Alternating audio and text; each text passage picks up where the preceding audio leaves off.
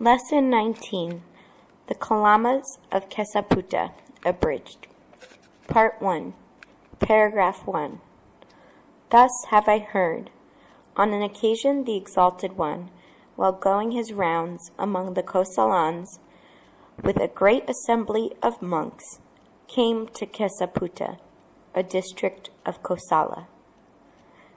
Now the Kalamas of Kesaputta heard that Gautama the recluse, the Sakyan's son, who went forth from the Sakyan clan, had reached Kesaputta, and this good reputation was noised abroad about Gautama the recluse. He is the Exalted One, the Arahant, the fully self-enlightened one. It is indeed a good thing to get sight of such an Arahant. Paragraph 2. So they came to see the Exalted One. Then as they sat, they said this to him. Revered Sir, some recluses and brahmanas visit Kesaputta.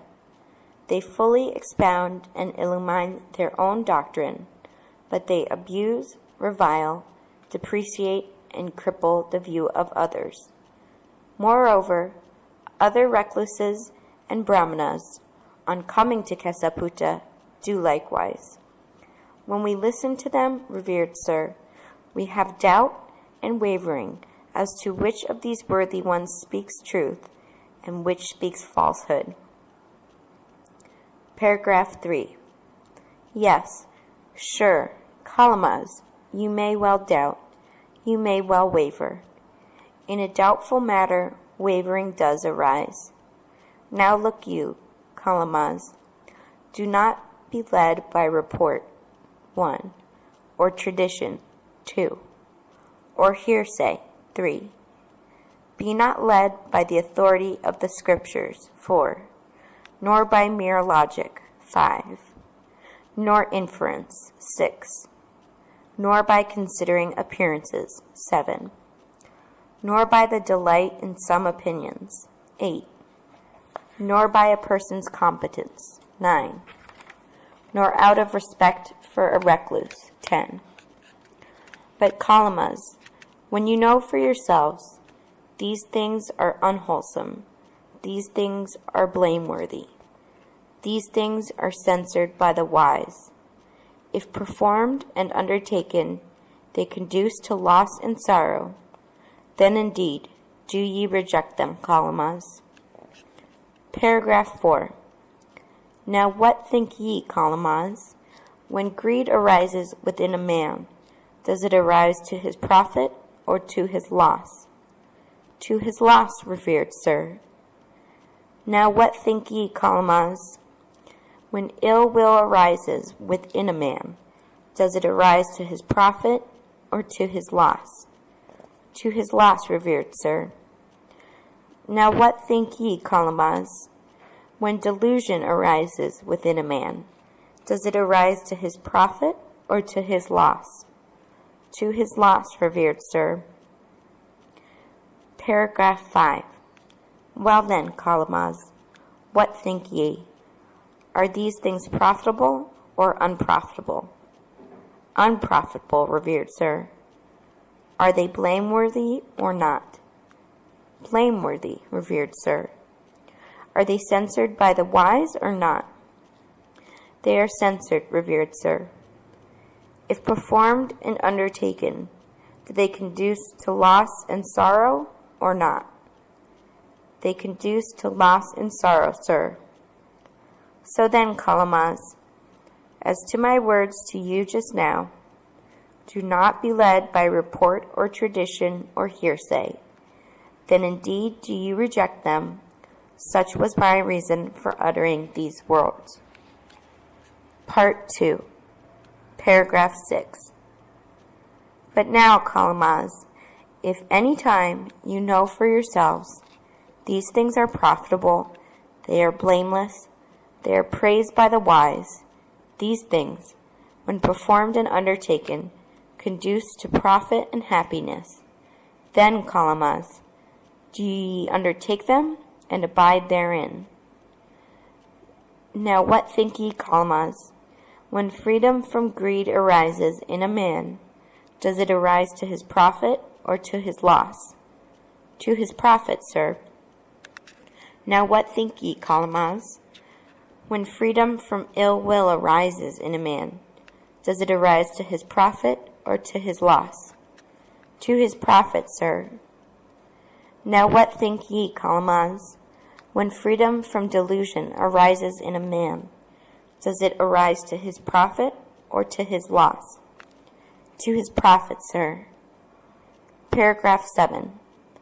Then, Kalamaz, what think ye? Are these things profitable or unprofitable? Profitable, sir. Are they blameworthy or not? They are not, sir. Are they censored or praised by the wise? They are praised, sir. When performed and undertaken, do they conduce to happiness or not? They do conduce to happiness, sir. So then, Kalamaz, as to my words to you just now, these things are profitable and conduce happiness. Do ye undertake them and abide therein? Such was my reason for uttering them. Paragraph 8.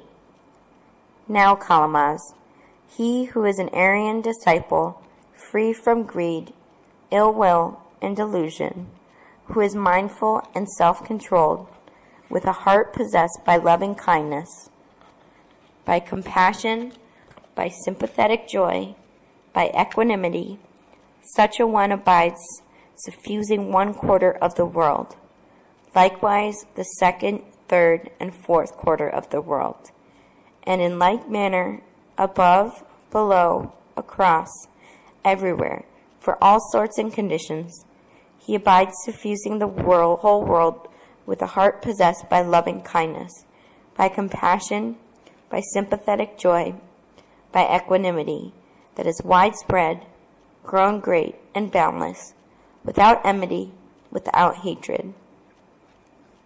Paragraph 9. By that Aryan disciple, whose heart is thus free from enmity, from hatred, stainless and pure, 4 comforts are attained in this very life. 1. When the body breaks up after death, I shall be reborn in the good-born, the heaven world. This is the first comfort he attains. 2. In this very life, I hold myself free from enmity and hatred, sorrowless and well. This is the second comfort. 3. If I do no ill, how can sorrow touch me? This is the third comfort. 4. If no ill be done by me, then in both ways do I behold myself utterly pure. This is the fourth comfort he attains. Thus, Kalamaz, the Aryan disciple attains these 4 comforts. Paragraph 10. So it is, exalted one, so it is, well-farer. The Aryan disciple attains these 4 comforts in this very life, and they repeated all that had been said. Wonderful, sir, marvelous, sir. We here do go for refuge to the exalted one, to the Dhamma and the order of monks. May the exalted one accept us as lay followers, going for refuge from this day forth as long as life lasts. Dhammapada verses. Verse 52. Like a beautiful flower that possesses both color and perfume, so well-spoken words are fruitful to one who practices it. Verse 53. As from a heap of flowers, one may make many garlands. Even so, one who is born as a mortal man should perform many good deeds. Verse 54. The perfume of flowers goes not against the wind, nor does that of sandal, tagara, or malika. But the perfume of the virtuous goes against the wind. The righteous man pervades every direction. Verse 55. Above and beyond all varieties of perfume, whether of sandal or of lotus, or of tagara or vasi, The perfume of virtue is the best. Verse 56. Of little account is this perfume, the perfume of tagara or sandal. The perfume of the virtuous is the finest, that is wafted even to the gods. Lesson 20. Lesser Discourse Malunkyā Putta. Kula Malunkyā Putta Sutta. Abridged. Paragraph 1. Thus have I heard. At one time the Lord was staying near Savatthi in the Jeddah Grove at Anathapindika's monastery. Then a thought occurred to the Venerable Malunkyā Putta as he was meditating in solitary seclusion. There are these problems unexplained, put aside and ignored by the Lord, namely, 1. The world is eternal. 2. Or it is not eternal. 3. The universe is finite. 4. Or it is infinite. 5. Life is the same as body. 6. Or life is one thing and body another. 7. The Tathagata exists after death. 8. Or the Tathagata does not exist after death. 9. The Tathagata both exists and does not exist after death. 10. The Tathagata neither exists nor not exists after death.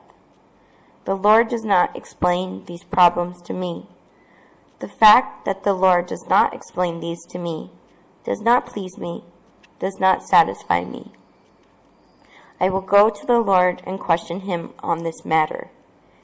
If the Lord explains them to me, I will fare the Brahma faring under the Lord.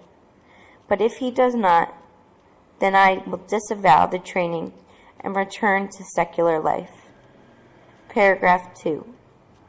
Then the Venerable Malunkyā Putta, emerging from solitary meditation, approached the Lord, saluted him, sat at one side, and said, Lord, there are these problems, as above. If the Lord knows the world is eternal, let him explain it to me. If the Lord does not know whether the world is eternal or not, etc., then not knowing, not seeing, it would be straightforward to say, I do not know, I do not see. But did I ever speak to you? Come, Malunkyā Putta, fare the Brahma faring under me, and I will explain these questions to you? No, Lord. Or did you ever speak thus me? Sir, I will fare the Brahma faring under the Lord, if the Lord will explain these questions to me. No, Lord. So it is agreed that neither did I say, Come and fare the Brahma faring under me, and I will explain these questions to you. Nor did you say, Sir, I will fare the Brahma faring. This being so, you foolish man, who are you and what are you disavowing? Paragraph 3. Malunkyā Putta, whoever should speak thus, I will not fare the Brahma faring under the Lord until the Lord explains these questions to me.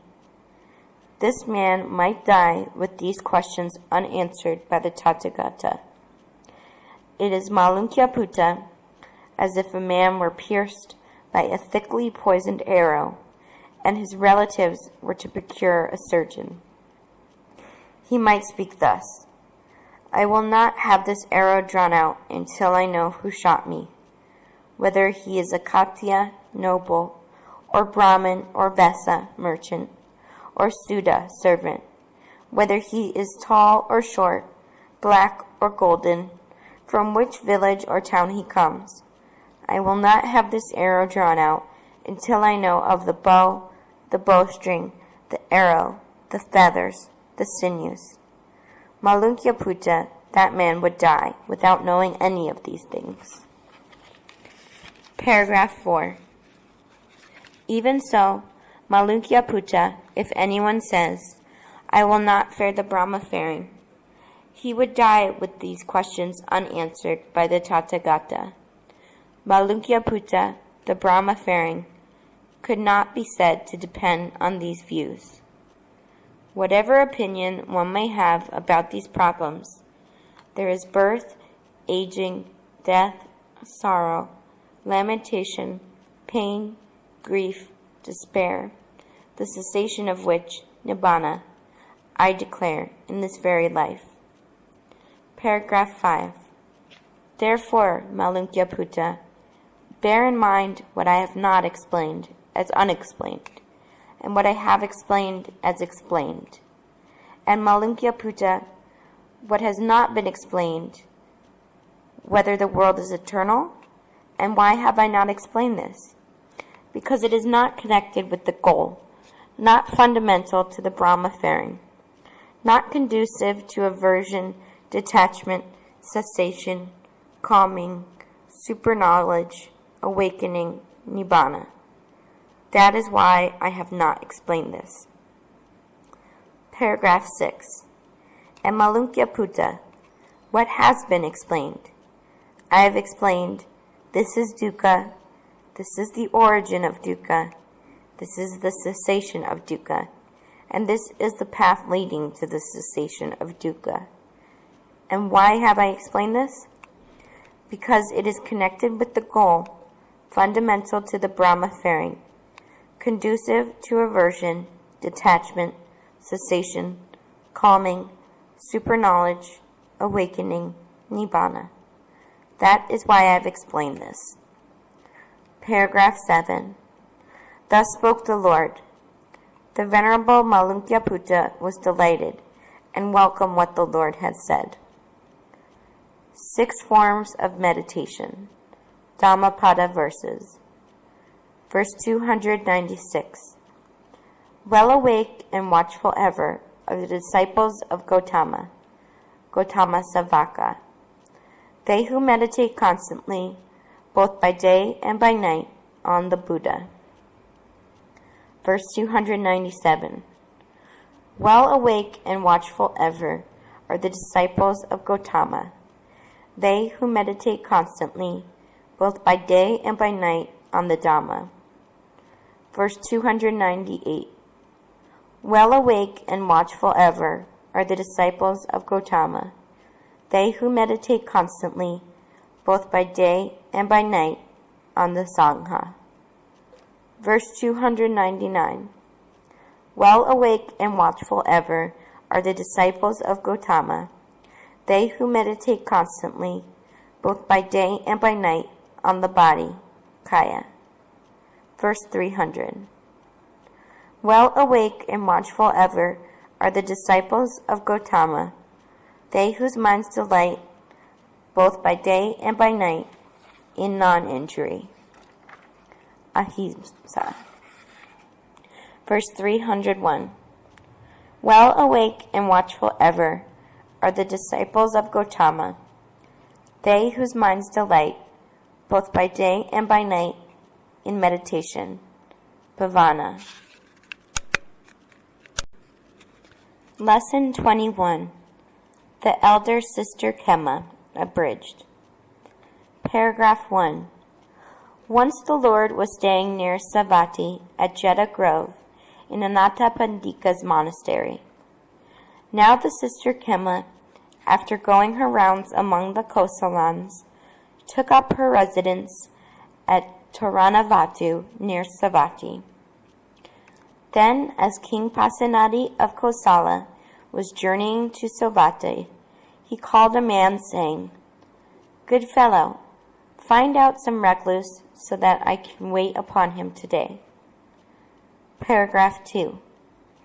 Even so, your majesty, said that man in reply to the king, and after wandering through the town, he saw no recluse on whom the king might wait. Then he saw the elder sister Khema, who had come to reside there. He went back to the king, saying, Your Majesty, there is no recluse upon whom your Majesty can wait, But there is a sister named Kema, a woman disciple of the Lord, the Arhat, the fully self-awakened one. Now of this lady a lovely rumor has gone abroad, that she is a sage, accomplished, widely learned, a brilliant talker, of good ready wit. Let your majesty wait upon her. Paragraph 3. So King Pasenadi went to visit the sister Kema, and on coming saluted her, and sat down at one side, saying, How say thou, lady, does the Tathagata exist after death? Great king, that is not revealed by the Lord. How say thou, lady, so the Tathagata does not exist after death? That also, great king, is not revealed by the Lord. What then, lady? Does the Tathagata both exist and not exist after death? That also, great king, is not revealed by the Lord. Then, lady, the Tathagata neither exists nor not exists after death. That also, great king, is not revealed by the Lord. Paragraph 4. How then, lady, when asked, Does the Tathagata exist after death? You reply, That is not revealed by the Lord. And when I ask the other questions, you make the same reply. Pray, lady, what is the reason, what is the cause, why this thing is not revealed by the Lord? Now in this matter, great king, I will question you. Do you reply as you think fit? Now, great king, have you some accountant able to count the sand of the Ganges thus? There are so many 100 grains, or so many thousand, or so many hundreds of thousands of grains? No, indeed, lady. Then have you some reckoner able to reckon the water in the mighty ocean thus? There are so many gallons of water, so many hundreds of thousands of gallons of water. No, indeed, lady. How is that? Mighty is the ocean, lady, deep, boundless, unfathomable. Paragraph 5. Even so, great king, if one should try to define the Tathagata by his bodily form, that form of the Tathagata is abandoned, cut down to the root, made like a palm tree stump, so that it cannot spring up again in the future. Set free from reckoning as body is the Tathagata, deep, boundless, unfathomable, just like the mighty ocean is the Tathagata. To say the Tathagata exists after death does not apply. To say the Tathagata does not exist after death does not apply.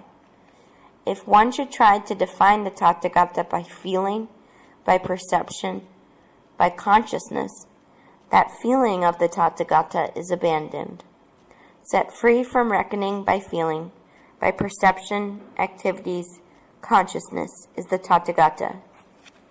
Deep, boundless, unfathomable, like the mighty ocean. The king Pasenadi of Kosala was delighted with the words of Sister Kema and welcomed them. Rising from his seat, he saluted her by the right and went away. Paragraph 6.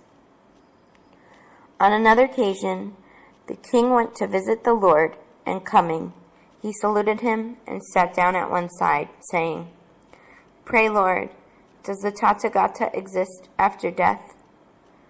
Not revealed by me, great king, is this matter.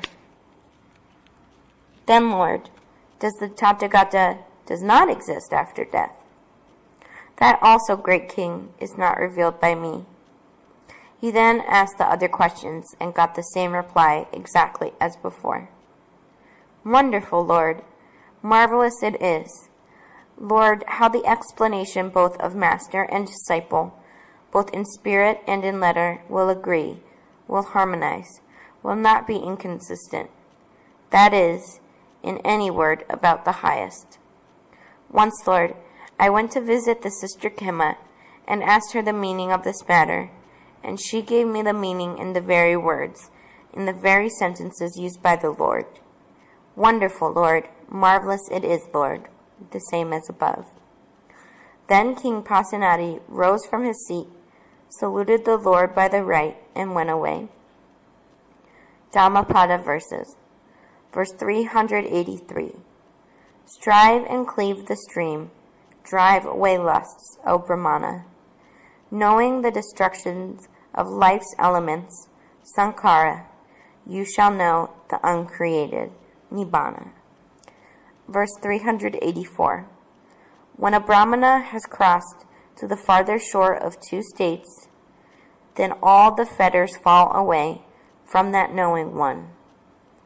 Verse 386. He who is meditative, stainless, who has done his duty, he who is free from all corruptions, Asava, he who has attained the highest goal, him I call a Brahmana. Verse 387. By day shines the sun, by night gleams the moon.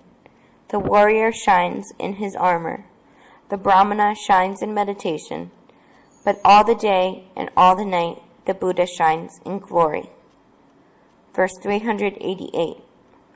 Because a man has put away evil, he is called a Brahmana. Because he lives in quietude, he is called a Bhikkhu, Samana. Because he gives up all impurities, he is called a recluse, Pabajita. Lesson 22. Discourse on all the cankers. Sabasava Sutta, abridged. Part 1. Paragraph 1. Thus have I heard. The Lord was once staying near Savatthi at the Jeta Grove in Anathapindika's monastery. There he addressed the bhikkhus, saying, Bhikkhus, revered one, they replied to him. The Lord spoke as follows. I will discourse to you, bhikkhus, on the method of controlling all the cankers. Listen and attend carefully, and I will speak. Yes, Lord, the bhikkhus answered, the Lord in assent. Paragraph 2. The Lord spoke thus. Bhikkhus, I say that the destruction of the cankers is possible for one who knows and sees, not for one who does not know and does not see. And what, bhikkhus, is the destruction of the cankers for one who knows and sees? There are wise attention and unwise attention. Bhikkhus, from unwise attention arise cankers that have not arisen, and also cankers that have arisen increase. But bhikkhus, from wise attention, cankers that have not arisen do not arise, and also cankers that have arisen decline. Paragraph 3. There are, bhikkhus, 1. Cankers that should be got rid of by vision. 2. There are cankers that should be got rid of by control. 3. There are cankers that should be got rid of by use. 4. There are cankers that should be got rid of by endurance. 5. There are cankers that should be got rid of by avoidance. 6. There are cankers that should be got rid of by elimination. 7. There are cankers that should be got rid of by cultivation. Paragraph 4. And what, bhikkhus, are the cankers to be got rid of by vision? Herein, bhikkhus, an uninstructed ordinary man, who does not see the noble ones, who is unskilled in the Dhamma of the noble ones, untrained in the Dhamma of the noble ones, who does not see the true men, who is unskilled in the Dhamma of the true men, untrained in the Dhamma of the true men, does not understand the things that should be attended to and the things that should not be attended to. Knowing the things that should be attended to and the things that should not be attended to, he attends to those things which should not be attended to, and does not attend to those which should be attended to.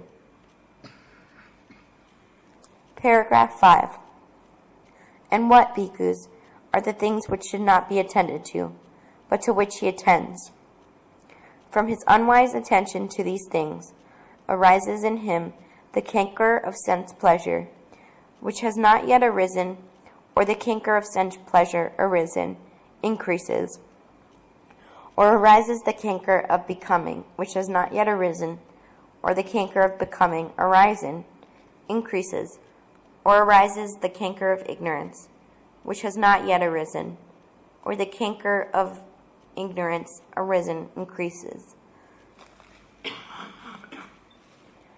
Then these are the things to which he attends, but which should not be attended to. Paragraph 6. And what, bhikkhus, are the things that should be wisely attended to, but to which he does not attend?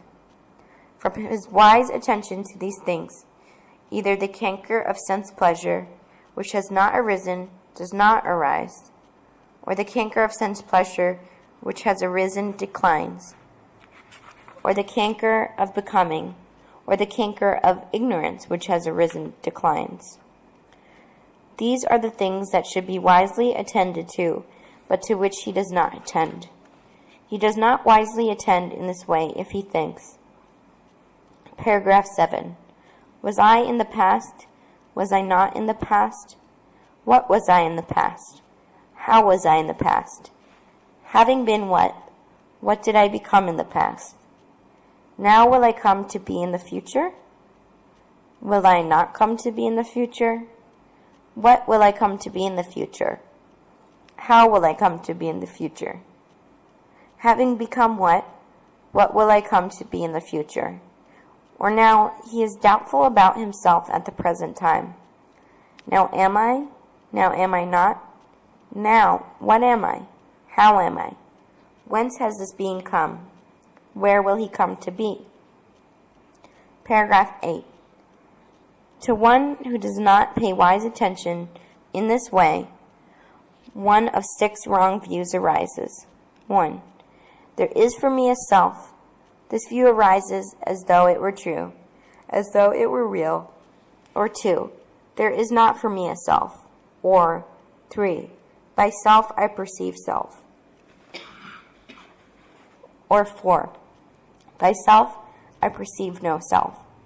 Or 5. By no self I perceive self.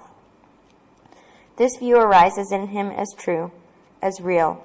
Or 6.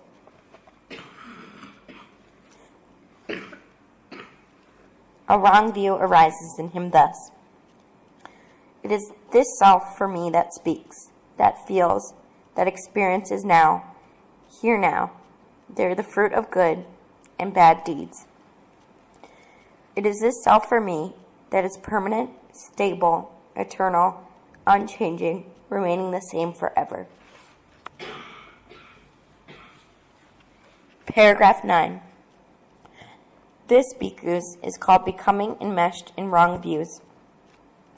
A jungle of views, a wilderness of views. The scuffling of views, the struggle of views. The fetter of views, bhikkhus, fettered by the fetter of views.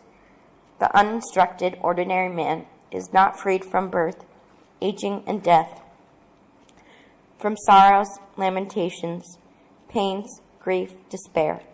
I say that he is not freed from suffering. Part 2, paragraph 10.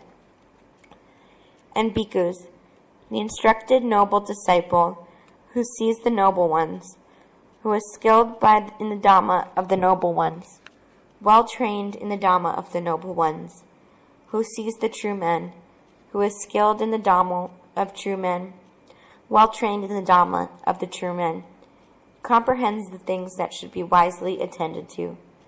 The things that should not be attended to, he does not attend to things that should not be attended to. And he wisely attends to things that should be attended to. Paragraph 11. And what, bhikkhus, are the things that he does not attend to because he should not be attended to? These are the things by attending to which there arises the canker of sense pleasure, or the canker of becoming, or the canker of ignorance. The same as paragraph 3. And what are the things to which he attends because they should be attended to? These are the things, bhikkhus, by wisely attending to which, A. There does not arise the canker of sense pleasure, or the canker of becoming, or the canker of ignorance, or B. The canker of sense pleasure, or the canker of becoming, or the canker of ignorance arising declines. Paragraph 12. Then thinking, this is dukkha, he wisely attends. This is the origin of dukkha. This is the cessation of dukkha. This is the path leading to the cessation of dukkha. Because he wisely attends to thus the three fetters, wrong view on one's own body, doubt, attachment to rites, and ceremonies, decline bhikkhus.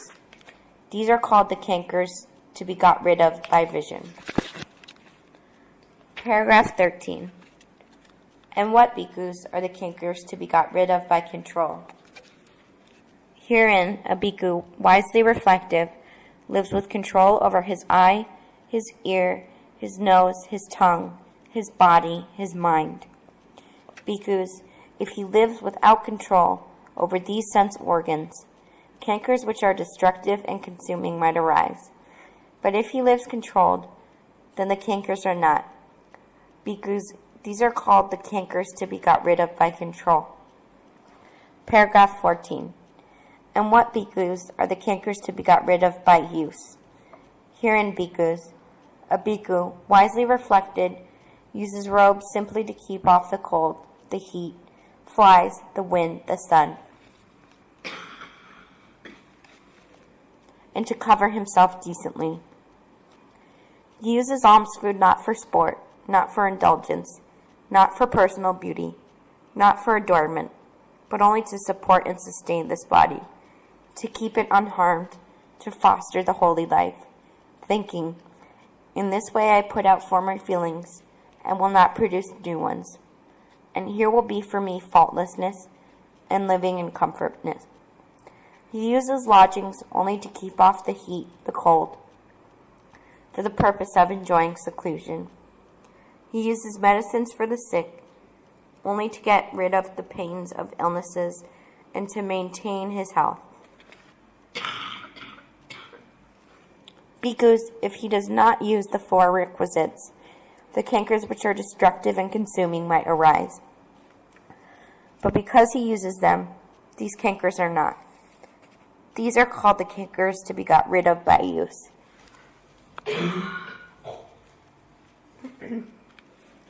Paragraph 15. And bhikkhus, what are the cankers to be got rid of by endurance? Herein, bhikkhus, a bhikkhu wisely reflective is one who bears cold, heat, hunger, thirst, flies, wind, sun, abusive and hurtful speech, bodily feelings which are painful, acute, sharp, miserable, deadly. Bhikkhus, if he lacks endurance, the cankers which are destructive and consuming might arise. But because he endures them thus, these cankers are not. These are called the cankers to be got rid of by endurance. Paragraph 16. And bhikkhus, what are the cankers to be got rid of by avoidance? Herein, bhikkhus, a bhikkhu wisely reflective avoids a wild elephant, horse, bull, dog, snake, a pit, a pool. He also avoids sitting in improper seats and frequenting unseemly resorts and associating with bad friends, for which his wise fellow Brahmacharis would suspect him of wicked qualities. Bhikkhus, if he does not avoid these occasions, the cankers which are destructive and consuming might arise. But if he avoids them, these cankers are not. Paragraph 17. And what are the cankers to be got rid of by elimination? Herein, bhikkhus, a bhikkhu wisely reflective does not tolerate thought of sense pleasures that has arisen. He gets rid of it. He eliminates it, makes an end of it, extinguishes it. He does not tolerate thought of ill will. He does not tolerate thought of harming.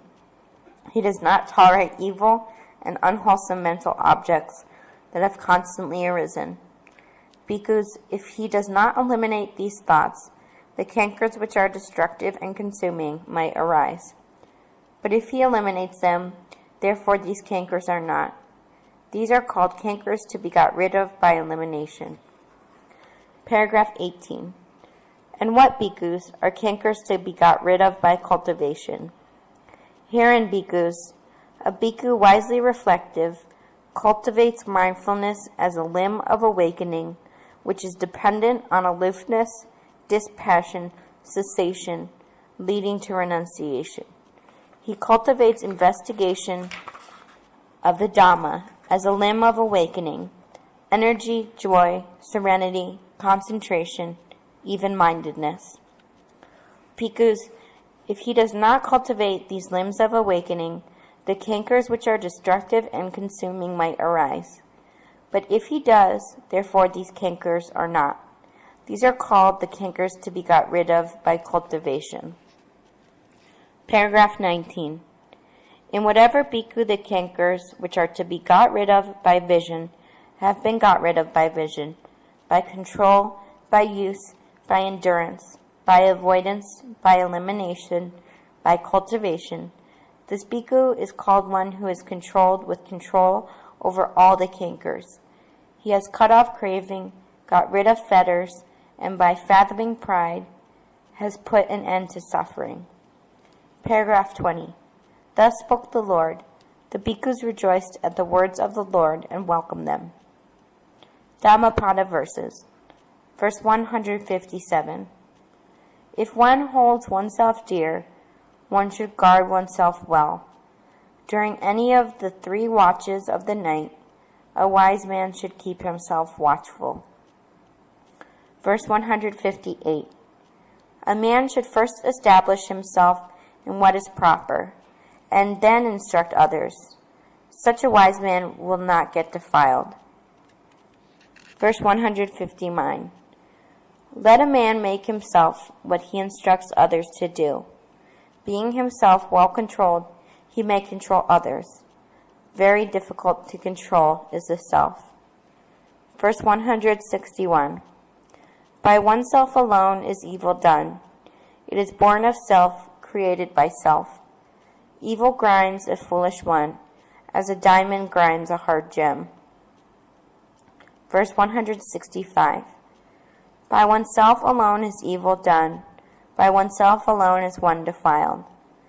By oneself alone is evil left undone. By oneself alone is one purified. Purity and impurity depend on oneself. No one can purify another. Lesson 23.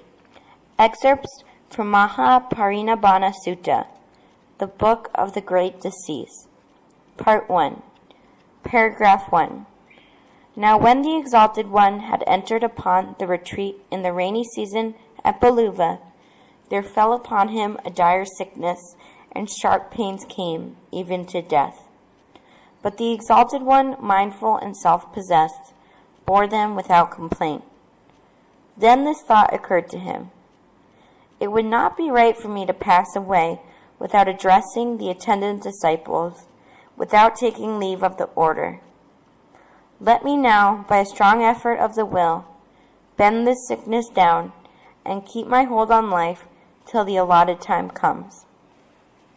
Paragraph 2. Now very soon after the Exalted One began to recover, and when he had quite got rid of the sickness, he came out from his lodging and sat down in the shadow thereof on a seat spread out there. And the Venerable Ananda went to the place where the Exalted One was, and saluted him, and took a seat respectfully on one side, and addressed the Exalted One, saying, I have beheld, Lord, how the Exalted One was in health, and I have beheld how the Exalted One had to suffer.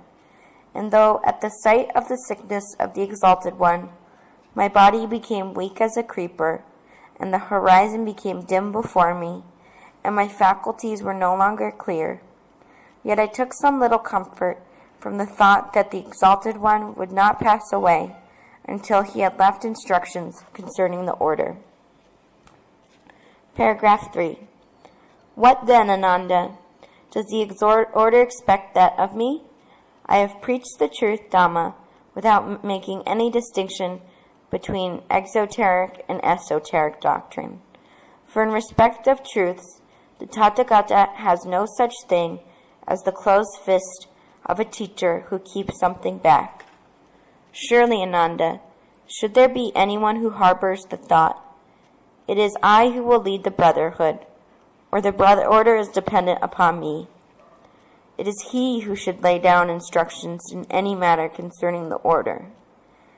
Now the Tathagata, Ananda, thinks not that it is he who should lead the brotherhood, or that the order is dependent upon him. Why then should he leave instructions in any matter concerning the order? I too, O Ananda, am now grown old and full of years. My journey is drawing to its close. I have reached my sum of days. I am turning 80 years of age. Paragraph 4. Therefore, O Ananda, be ye lamps to yourselves. Be ye a refuge to yourselves. Betake yourselves to no external refuge. Hold fast to the truth, Dhamma, as a lamp. Hold fast as a refuge to the truth. Look not for refuge to anyone besides yourselves. And how, Ananda, is a brother to be a lamp to himself, a refuge to himself, betaking himself to no external refuge, holding fast to the truth as a lamp, looking not for refuge to anyone besides himself? Paragraph 5. Herein, O mendicants, a brother lives observing the body in the body, ardent, self-possessed, and mindful, so as to overcome the hankering and dejection in the world. And in the same way, he lives observing feelings, mental states, and mental objects. Paragraph 6. And whoever, Ananda, either now or after I am dead, shall be a lamp to themselves and a refuge to themselves, shall betake themselves to no external refuge, but holding fast to the truth as their lamp, and holding fast as their refuge to the truth, shall look not for refuge to anyone besides themselves. It is they, Ananda, among my bhikkhus, who shall reach the very topmost height. But they must be anxious to learn. Part 2, Paragraph 1.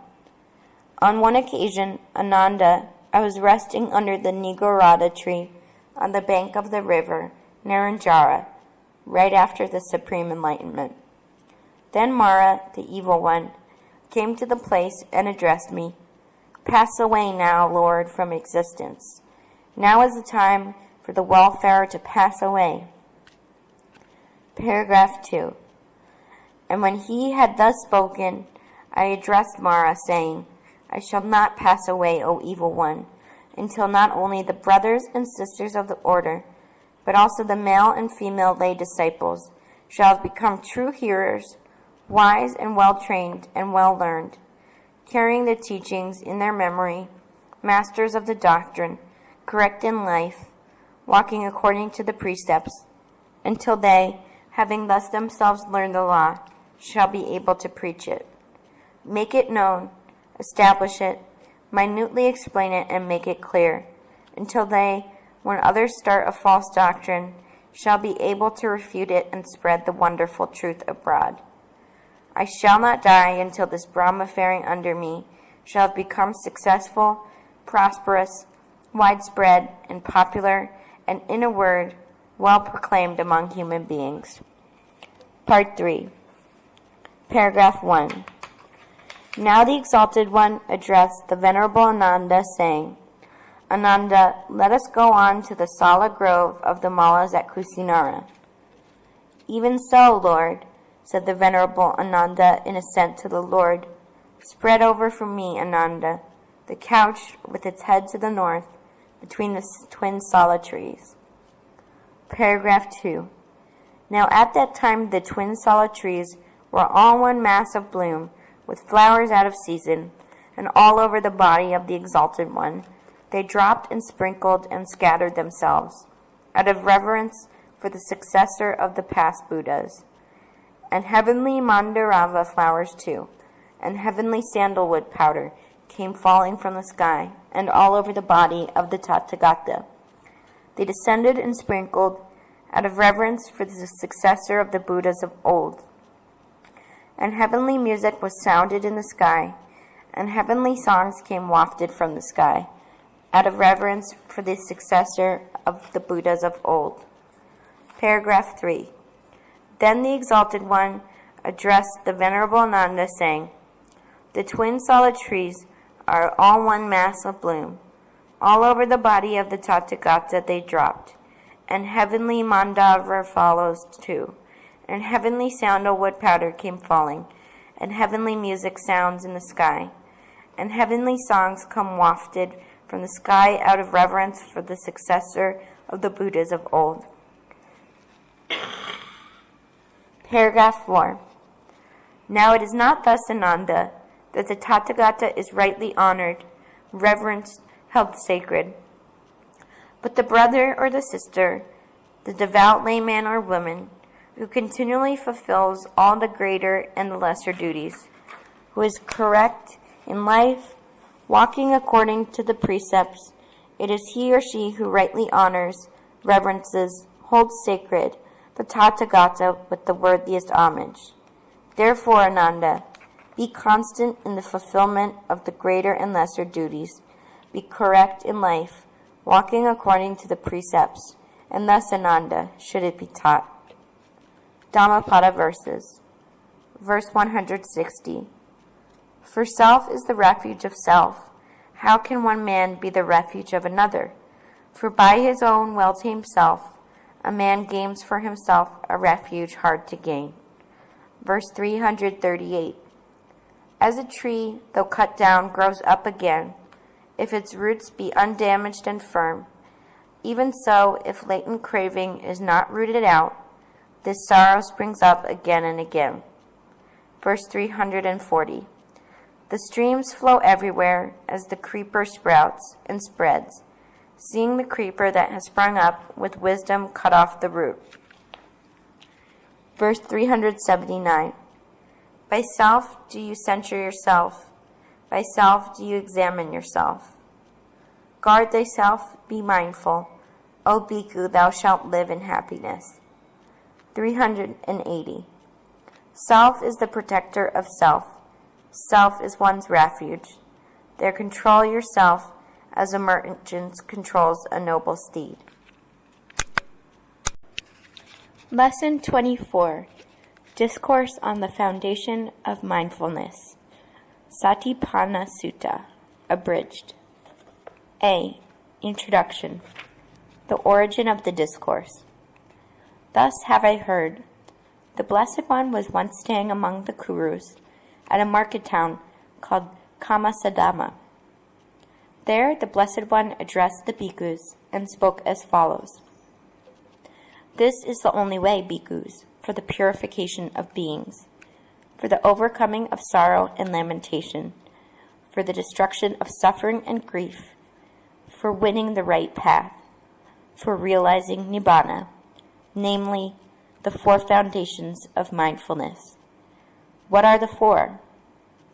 Herein, bhikkhus, a bhikkhu ardent, self-possessed, and mindful, lives contemplating the body in the body, so as to overcome the hankering and dejection in the world. He lives contemplating the feelings in the feelings, so as to overcome the hankering and dejection in the world. He lives contemplating the mind in the mind, so as to overcome the hankering and dejection in the world. He lives contemplating the mental objects in the mental objects, so as to overcome the hankering and dejection in the world. B. Main divisions. I. Body contemplation. And how, bhikkhus, does a bhikkhu live contemplating the body in the body? 1. Breathing.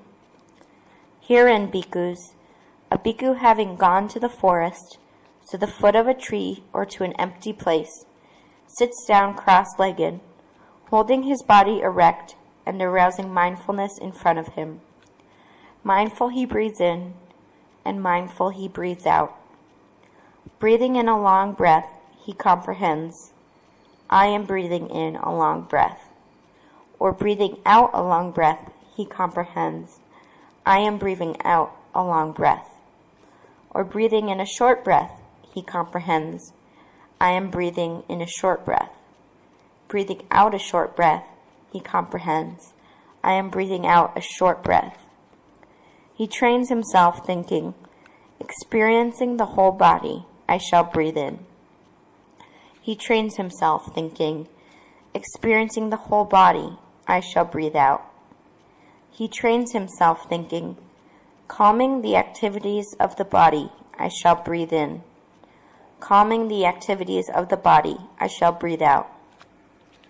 Thus he lives contemplating the body internally or externally, or both internally and externally. He lives contemplating origination things in the body, or he lives contemplating dissolution things in the body, or he lives contemplating origination, dissolution things in the body, or thinking, there is the body. His mindfulness is established to the extent necessary just for knowledge and remembrance, and he lives independently, not grasping anything in the world. Thus, bhikkhus, a bhikkhu lives contemplating the body in the body. 2. Postures of the body. And again, bhikkhus, when he is going, a bhikkhu comprehends, I am going. Or when he is standing, he comprehends, I am standing. Or when he is sitting down, he comprehends, I am sitting down. Or when he is lying down, he comprehends, I am lying down. So he comprehends just how his body is disposed. 3. Full awareness. And again, bhikkhus, a bhikkhu is aware of going forward or backward, of looking straight or looking away, bending or stretching his arm, of wearing robes or carrying a bowl, of eating, drinking, in going, standing, sitting, sleeping, waking, talking, or keeping silence. He knows what he is doing.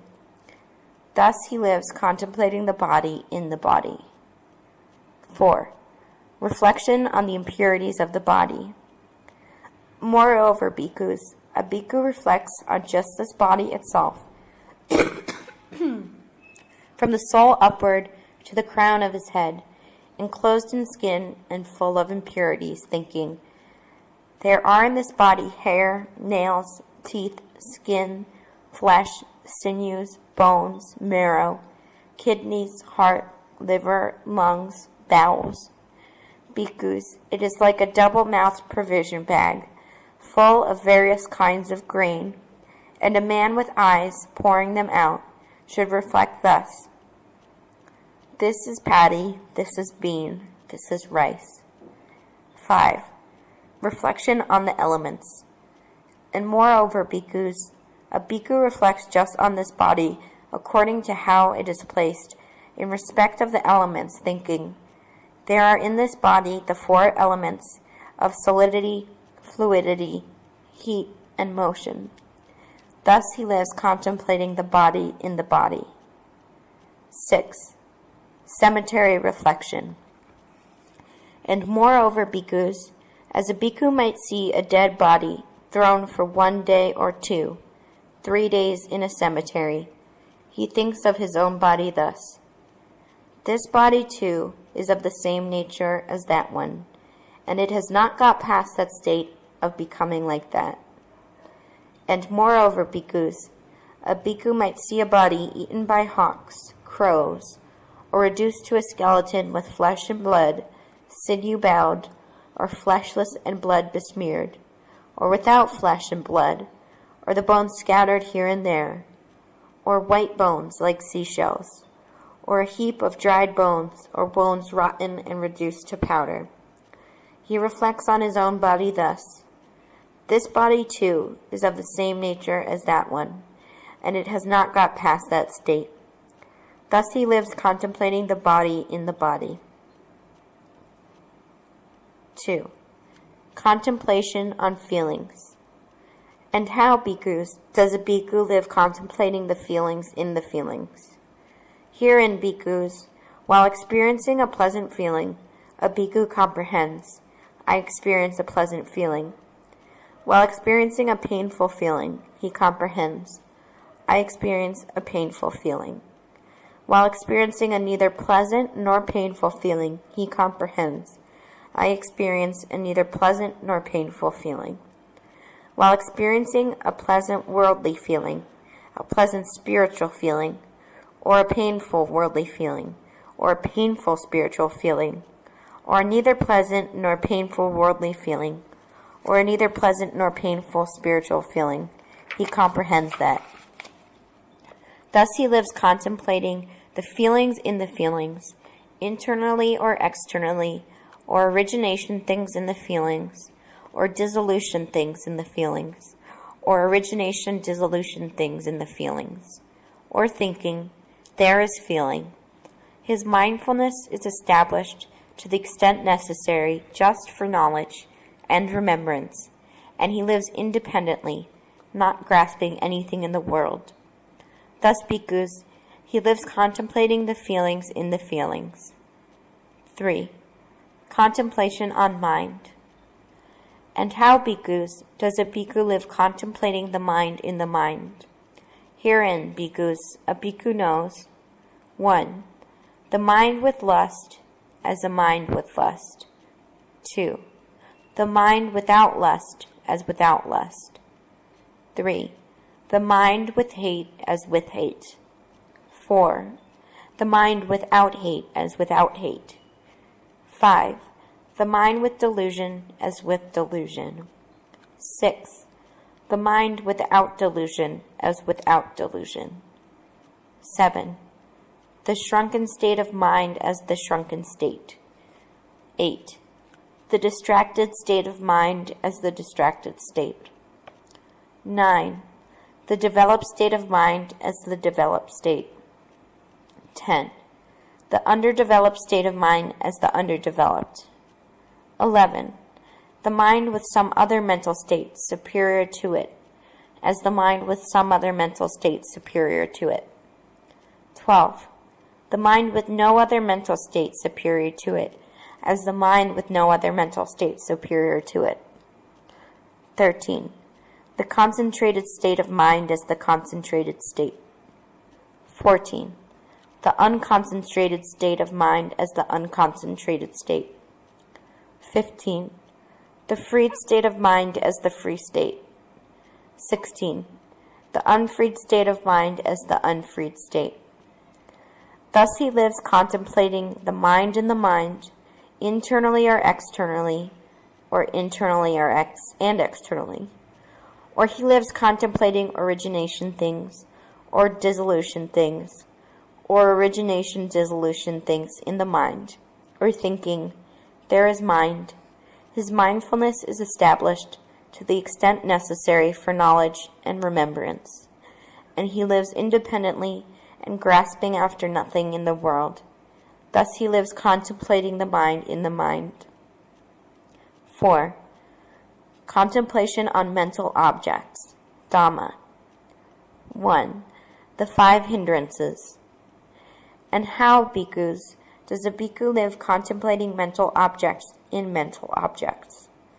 Herein, a bhikkhu lives contemplating the mental objects concerning the 5 hindrances. Bhikkhus, when a sense desire is present, he knows, I have within me sense desire. Or again, when a sense desire is not present, he knows, I have no sense desire. He knows how the non-arisen sense desire arises. He knows how the arisen sense desire disappears. And he knows of the non-arising in future of that abandoned sense desire. Concerning anger, torpor, and languor, restlessness and worry, doubt, he knows the same. 2. The 5 aggregates of grasping. And how, bhikkhus, does a bhikkhu live contemplating the 5 aggregates of grasping as mental objects? Herein, bhikkhus, a bhikkhu thinks, such is material form, such is the arising of material form, such is its passing away, such is feeling, such is its arising, such is its passing away. Such is perception, such is its arising, such is its passing away. Such are the mental formations, such is their arising, such is their passing away. Such is consciousness, such its arising, such its passing away. Thus he lives contemplating the 5 aggregates of grasping as mental objects internally or externally, or internally and externally, or origination things, or dissolution things, or origination dissolution things, in the 5 aggregates of grasping. 3. The 6 internal external sense bases. And moreover, how does a bhikkhu live contemplating the 6 internal external sense bases as mental objects? Herein, a bhikkhu knows the eye and visual forms, the fetter that arises dependent on both eye and forms. He knows the arising of the fetter not arisen before, and the passing away of the arisen fetter. And he knows the non-arising in future of the abandoned fetter. He knows the ear and sounds, the nose and smells, the tongue and tastes, the body and tactile objects, the mind and mental objects, and the fetter that arises dependent on both. He knows. Thus he lives contemplating the 6 internal and external sense bases as mental objects. 4. The 7 factors of awakening. And how, bhikkhus, does a bhikkhu live contemplating the mental objects concerning the 7 factors of awakening? Herein, 1. When the awakening factor of mindfulness is present, he knows that it is present. When it is absent, he knows that it is absent. He knows the arising of the non-arisen awakening factor of mindfulness. He knows the full development of such arisen mindfulness. He knows the same about the awakening factor of investigation, of energy, of joy, of serenity, of concentration, of equanimity. Thus he lives contemplating the mental objects concerning the 7 factors of awakening. 5. The 4 noble truths. And moreover, how, bhikkhus, does the bhikkhu live contemplating the mental objects concerning the 4 noble truths? Herein, bhikkhus, a bhikkhu comprehends as it really is. This is suffering, dukkha. He comprehends it really is, the origin of suffering, samudaya. He comprehends as it really is. This is the cessation of suffering, nirodha. He comprehends as it really is. This is the path leading to the cessation of suffering, magga. Thus he lives contemplating the mental objects internally or externally. C. Conclusion. The fruition of the culture of the 4 foundations of mindfulness. Bhikkhus, whoever should thus develop these 4 foundations of mindfulness for 7 years, one of these 2 fruits may be expected by him. Either knowledge, arahantship, here now, or if some remainder of clinging is present, the state of non-returning. Bhikkhus, let alone 7 years. Should anyone thus develop these 4 foundations of mindfulness for 6 years, 5 years, 4 years, 3 years, 2 years, 1 year, then one of these 2 fruits may be expected by him. Bhikkhus, let alone 1 year. Should anyone thus develop these 4 foundations of mindfulness for 7 months, 6 months, half a month, then one of these 2 fruits may be expected by him. Bhikkhus, let alone half a month. Should anyone thus develop these 4 foundations of mindfulness for a week, then one of these 2 fruits may be expected by him. Because of this, it was said, this is the only way, bhikkhus, for the purification of beings, for the overcoming of sorrow and lamentation, for the destruction of suffering and grief, for winning the right path, for realizing Nibbana, namely the four foundations of mindfulness. Thus spoke the Blessed One. Delighted, the bhikkhus rejoiced at what the Blessed One had said. Dhammapada verses. Verse 373. The monk who enters an empty abode with tranquil heart experiences a joy transcending that of men through his right discernment of the law. Verse 375. This is the proper beginning for a wise monk. Sense control, contentment, restraint under the fundamental rules, association with virtuous friends whose lives are pure. Verse 376. One should be cordial in manner, one should be upright in conduct, so will one experience profound joy and make an end of ill. Verse 377.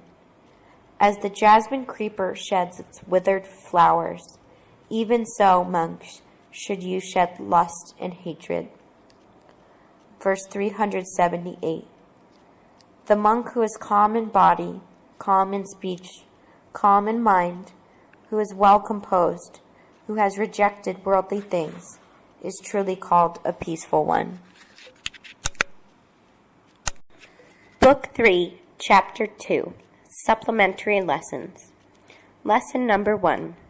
Kataka's Mansion. Kataka Vimana.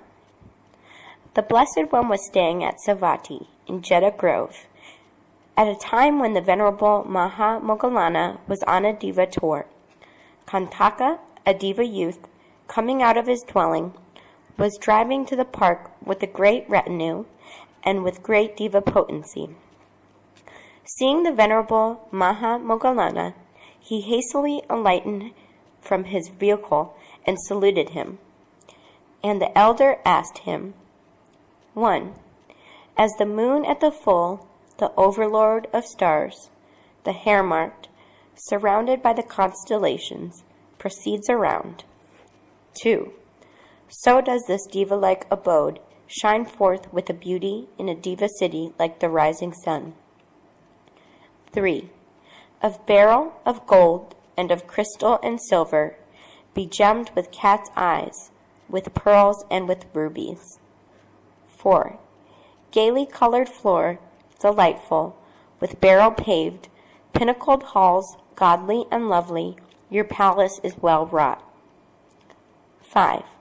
And you have delightful lotus pools, frequented by the Pothuloma fish, the clear sparkling waters fringed with golden sand. 6. Covered with various lotuses, with white water lilies overspread, entrancing, fanned by the breeze, they waft a lovely fragrance around.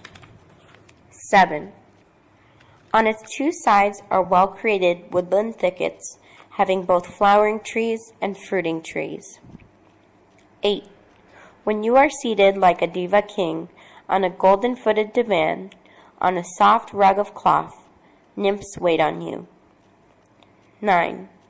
Covered with all adornments, beautified with various garlands, they delight you who are of great psychic potency. Even as a Vasavatin, you rejoice. 10. With drum, conch, kettle drum, with lutes and tam-tams, you are filled with delight when dance, song, and sweet music prevail. 11. Manifold are these diva-like shapes, diva-like sounds, also savors and perfumes that are agreeable, and delightful the objects of touch. 12. In this glorious mansion, a diva youth of great luster, you shine forth with beauty like the rising sun. 13. Is this the fruit of your giving, or again, of moral habit, or of paying homage with clasped hands? When asked, make this known to me. 14. That diva youth, delighted at being questioned by Moggallana, when asked the question, explained of what deed this was the fruit. 15. In the superb city of Kapilavatu of the Sakyans, I was Kantaka. Kanatal with Suddhodana's son. 16.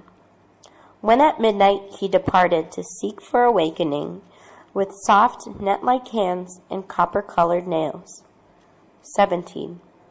He patted my flank and said, "Bear me, friend. When I have attained supreme self-awakening, I will help the word across." 18. When I heard his voice, great joy was mine. With mind uplifted, happy, I neighed in compliance. 19. In knowing that the son of the Sakyans of great renown had mounted me, with mind uplifted, rejoicing, I bore the man supreme. 20. Having gone through others' territories, as the sun was rising, he went on, without any longing, leaving me and Chana behind. 21. With my tongue I licked his feet of copper-colored nails, and weeping, looked on as the great hero went. 22. Because I did not see the glorious Sakyan sun any more, I fell sore sick. Quickly I died. 23. And by his very majesty, I inhabit this diva-like mansion in a diva city, furnished with all modes of sense pleasures. 24. And whatever joy arose in me when I heard of his awakening, by that very root of skill I shall reach destruction of the cankers. 25. If you, reverend sir, should go into the presence of the teacher, the Buddha, with my words too, would you speak in homage at his feet? 26. I too will go to see the conqueror, man without an equal. Hard it is to see protectors of the world such as he. 27. And he, grateful, mindful of benefits, approached the teacher. When he had heard the voice of the one with the vision, he purified the vision of Dhamma. 28. Purified of misbelief, doubt, and vows, honoring the teacher's feet, he disappeared then and there. Lesson number 2. Rajumala's Mansion. Rajumala Vimana. The Blessed One was staying at Savatthi in Jeddah Grove. Now at the little village of Gaya, there lived a Brahmin who gave his daughter in marriage to a Brahmin's son. She in that house wielded authority, and took from the first a dislike to the daughter of a woman slave, scolding and abusing and hitting her. As the girl grew up, she treated her worse. It is said that in Kassapa Buddha's time, their relations had been reversed. To prevent her mistress from pulling her hair when she beat her, she went to the barber's shop and had her hair shaved.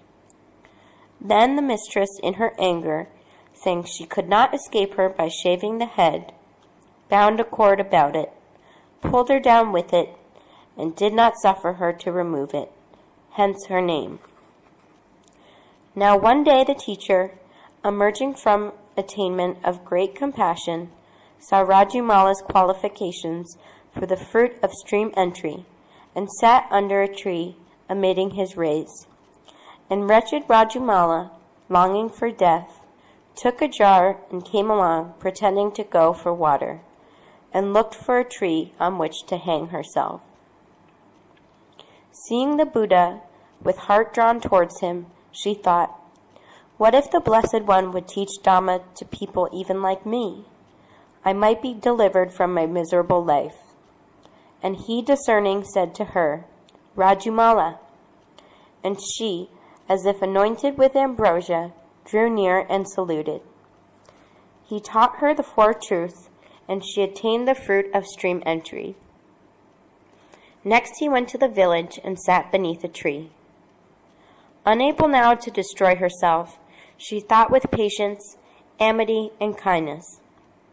Let the Brahmin lady hurt and injure me, or whatever she will, and went back, taking water in her jar. The master of the house stood at the door and said, You've been long in fetching that water, and your face is radiant. You appear to me in a completely different manner. What is it? She told him, and the Brahmin was pleased and went in saying, "Don't you do anything more to Rajumala." Then he went quickly to the teacher and reverently invited him to a meal. After that he, the daughter-in-law, and the Brahmin householders who had come in sat down near the teacher, who told them how things had been in that former life with her and Rajumala, with suitable discourse on Dhamma beside. He then returned to Savatthi, and the Brahmin made Rajumala his adopted daughter, while the daughter-in-law treated her gently. Reborn when she died among the 33, Rajumala also was interrogated by the Venerable Mahamoggallana. 1. You who stand with surpassing beauty, Devata, to the accompaniment of music, are dancing too, your hand and feet assuming various gestures. 2. While you are dancing with all your limbs in every way, diva-like sounds stream forth, delightful to hear. 3. While you are dancing with all your limbs in every way, diva-like scents are wafted around, sweet scents, delightful. 4. While you are swaying your body, the sound of the trinkets in your braided hair is heard like the fivefold instrumental music. 5. Eardrops breeze-blown, trembling in the breeze, the sound of these is heard like the fivefold instrumental music. 6. And the perfume of those sweet-scented, delightful garlands on your head heard blows in all directions like the Manjuosaka tree. 7. You breathe that sweet scent, you see unearthly beauty. Devata, when asked, tell of what deed this is the fruit. Asked thus by the elder, that Devata, beginning with her own former birth, explained in these verses. 8. Formerly I was a Brahmin slave girl at Gaya. Of little merit, unlucky, I was known a Rajumala. 9. Brought low by abuse, blows, and threats, I took a water jar, and going out went off to fetch water. 10.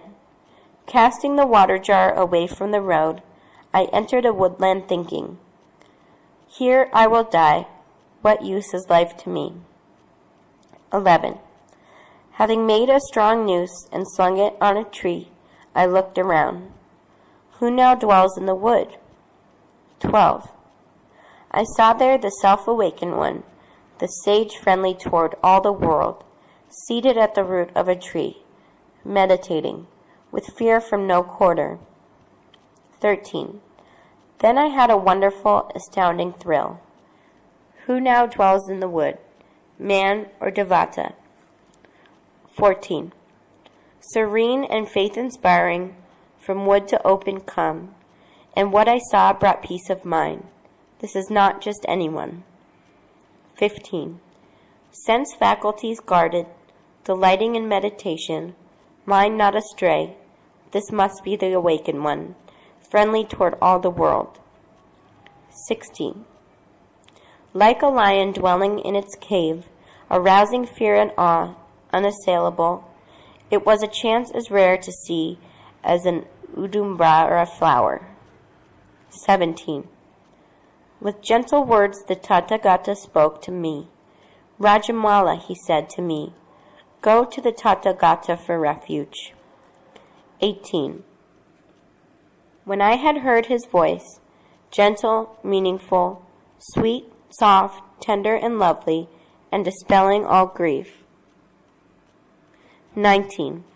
The Tathagata, friendly toward all the world, knowing that my mind was pliant, had faith and was pure, instructed me.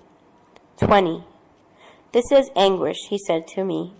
This is the origin of anguish. This is the cessation of anguish, and the plunge into deathlessness is the direct way. 21. Standing firm in the advice of the compassionate, the skilled, I came to the deathless, to peace, nibbana, the unchanging state. 22.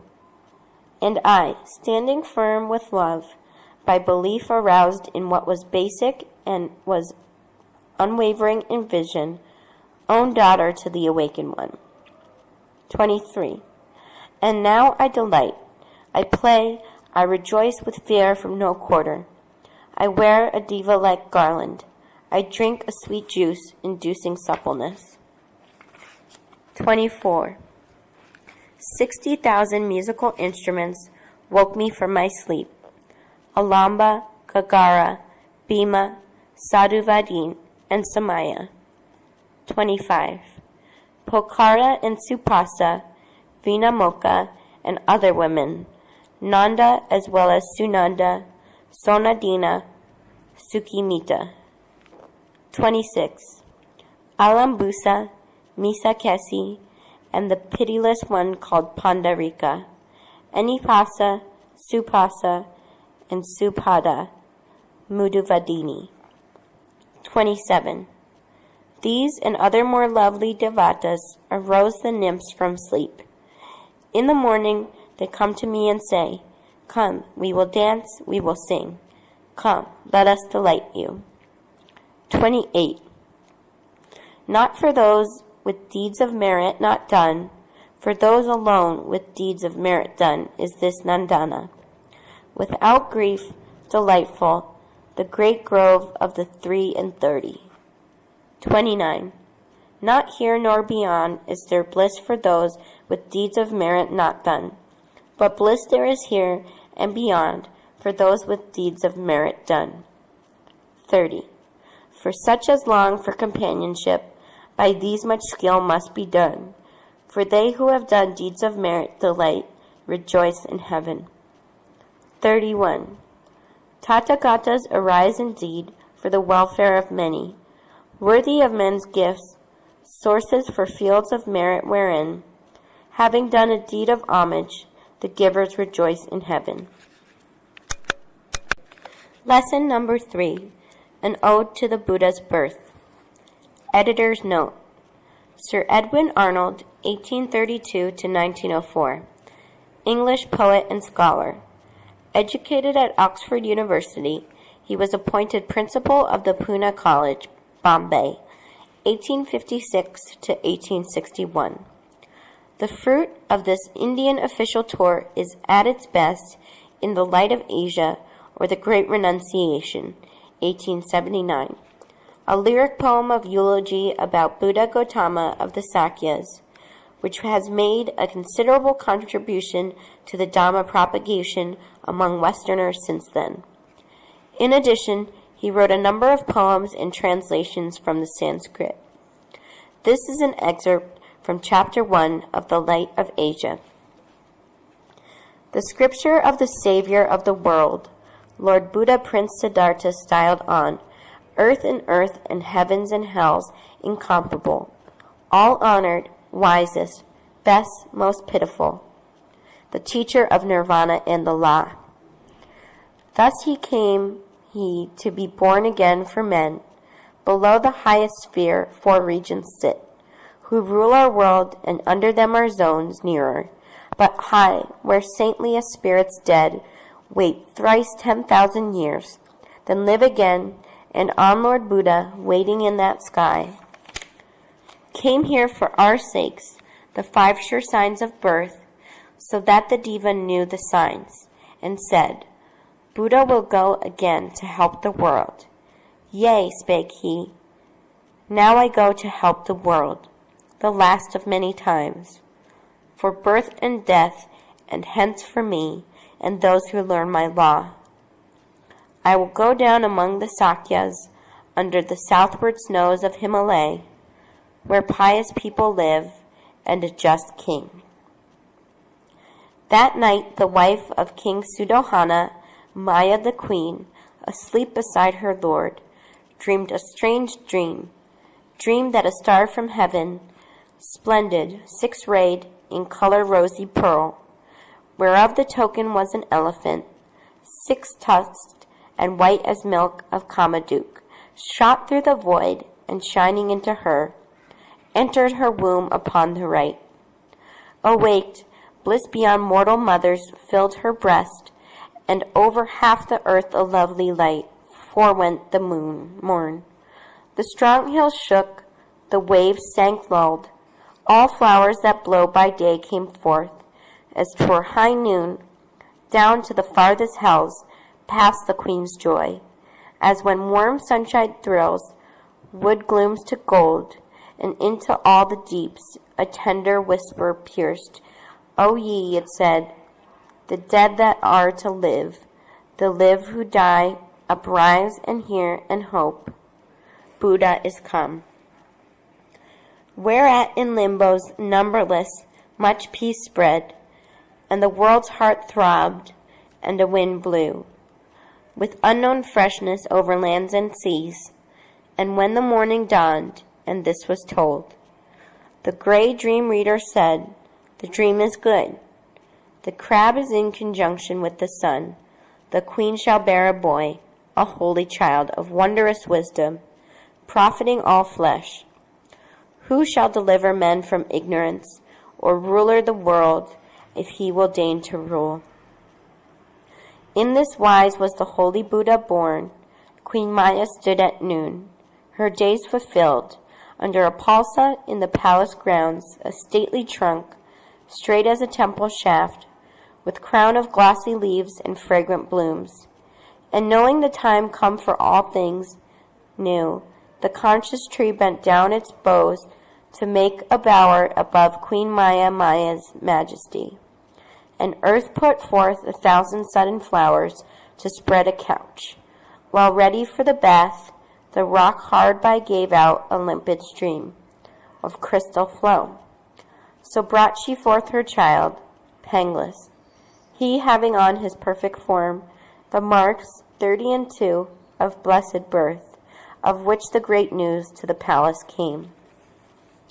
But when they brought the painted palanquin to fetch him home, the bearers of poles were the 4 regions of the earth, come down from Mount Sumeru, they who write men's deeds on brazen plate, the angel of the east, whose hosts are clad in silver robes and bear targets of pearl, the angel of the south, whose horsemen, the Kumbhandas, ride blue steeds with sapphire shields, the angel of the west by Nagas followed, riding steeds blood red with coral shields, the angel of the north, environed by his yakshas, all in gold, on yellow horses bearing shears of gold, these, with their pomp invisible, came down and took the poles, in cast and outward garb like bearers, yet most mighty gods, and gods walked free with men that day, though men knew not.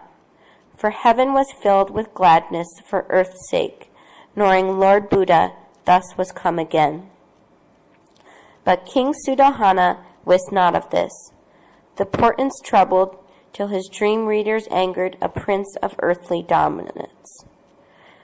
A Chakravartin, such as rise to rule, once in each 10,000 years.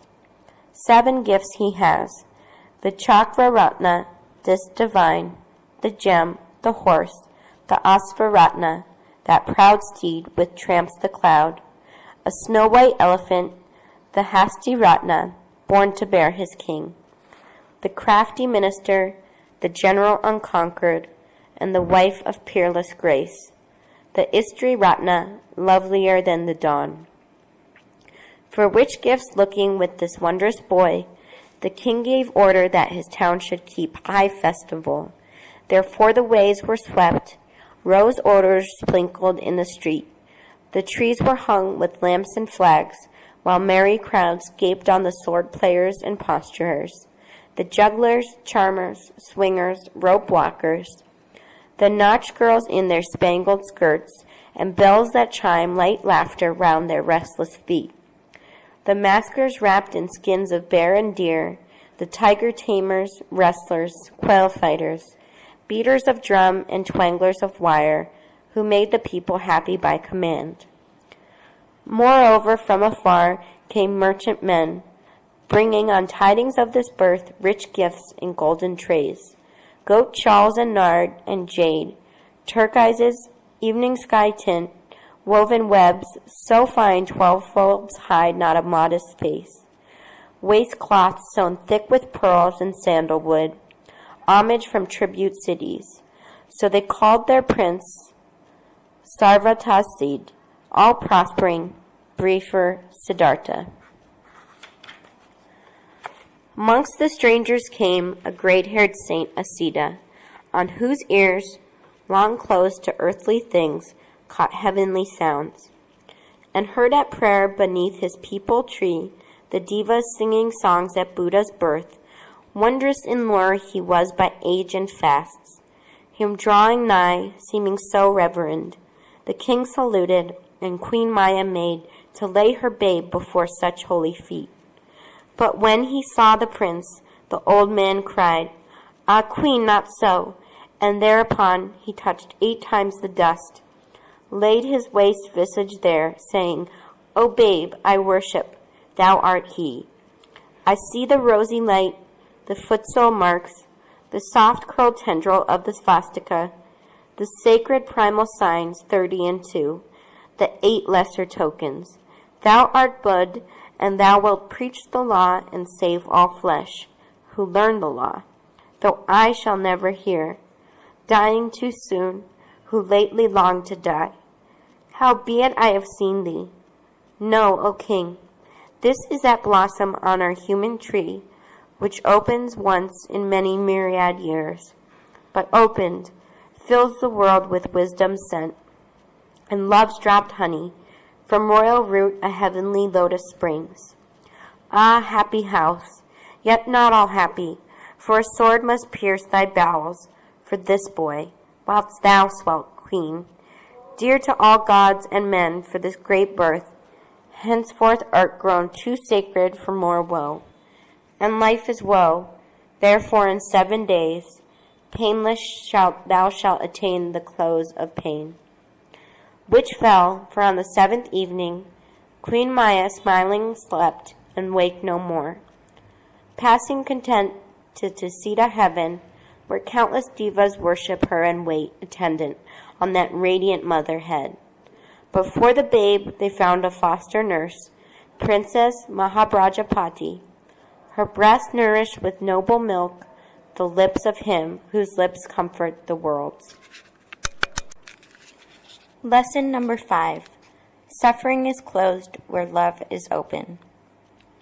Venerable Sirs, esteemed representatives, on behalf of the Vietnam Buddhist Sangha and Vietnam ABCP National Center and all Vietnamese Buddhists, we would like to express the most respectful greetings and best wishes to the conference.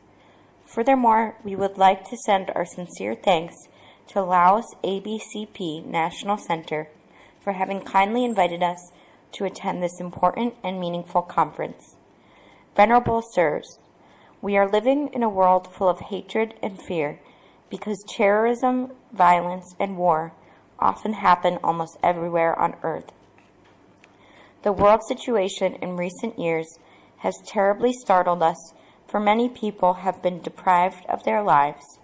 Our dreams of peace are now fading, and the welfare and happiness of mankind is constantly threatened by the gloomy picture of global unrest. For that reason, we Buddhists should strongly raise up and carry out the motto, Peace, Harmony, Justice, held out by this ex-ABCP conference in our mission of propagating the Dhamma for the good welfare and happiness of many folk. In order to make a contribution to the aim of the conference, we would like to discuss a universal principle which was realized and taught by the Buddha himself to his followers, and from which springs love, metta, and compassion, karuna, leading to a respectful attitude towards life of all sentient beings and pursuing world peace and social welfare. It is the principle of equality among men as well as among all sentient beings. In the Dhammapada, the Buddha said, "All tremble at punishment, all fear death. Comparing others with oneself, one should neither kill nor cause to kill. Whoever seeking his own happiness torments with the rod, beings that desire happiness, gets no happiness hereafter. The Buddha respected the life and happiness of all living beings for this only reason. All living beings love life but fear death. They all wish for happiness but hate suffering. He realized this truth through his own experience. In his survey over the world with his Buddha vision, the Lord saw that all living beings hold their own self dearest. So he said, "If one loves one's own self, one should not do harm to the self of others." We would like to lay a special emphasis on this universal truth, or the basic principle realized by the Buddha, to prove that his compassionate mind is infinite, and it cannot be measured by any ordinary mind. It totally differs from ours, for it is enlightened by his vision of truth, and not by any social tradition or convention. We often express our love and compassion to others because we are taught that love and compassion should be appreciated and nourished. Our tradition and convention encourage us to nourish love and compassion, but they are merely conventional love and compassion aroused by the external stimulus, not love and compassion resulting from the real comprehension of the basis of human life. Stimulated by our social tradition or convention, our love and compassion are usually limited by the norm of our social tradition or convention itself. We love some people and treat them with loving kindness, but not others. Generally, our social tradition or convention only allows us to extend our love and compassion within its limit, and seldom does it encourage us to develop them further. Racial characteristics, national frontiers, and cultures are strong barriers erected by every country as means to protect itself and show it's superior to others. We are inclined to boast of our good side and try to conceal our bad from others. It is the racial or national identity, the source of our national pride, that commonly serves as a barrier separating us from other nations and keeping us from extending our love to them. The aim of these national frontiers is creating the most possible differences among nations so that each one can get the best advantage. As a rule, every nation or race considers itself superior to others in some aspects, but few people or nations recognize similarities in human nature. Consequently, slight differences among people or nations are often exaggerated, while great similarities of mankind are often neglected. We always find other nations or races different from ours because they speak different languages or think in different ways, but we ignore the fact that apart from slight differences in language and cultures, men are alike just because all mortals fear death. We should realize this fundamental truth of human life so that our love and compassion can transcend national boundaries. Hence, war can be ended and peace can be preserved on this planet. Our Lord Buddha extended his boundless love and compassion beyond the limits of any social tradition or convention, as he fully comprehended the desire for life and disgust of suffering in all sentient beings. The Buddha's heart is not an Indian one, but an enlightened one, which overpasses any racial or cultural boundary and sees human nature as it really is. All living beings are equal in the problem of life and death, or happiness and suffering. Therefore, the great lesson we can take from the Buddha's teaching is to overlook common selfishness hidden in national cause or racial pride, and to realize the universal truth of human nature.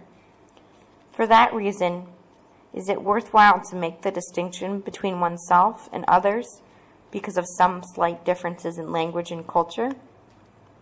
In fact, we understand the importance of nation, languages, and cultures in the development of every nation and every individual.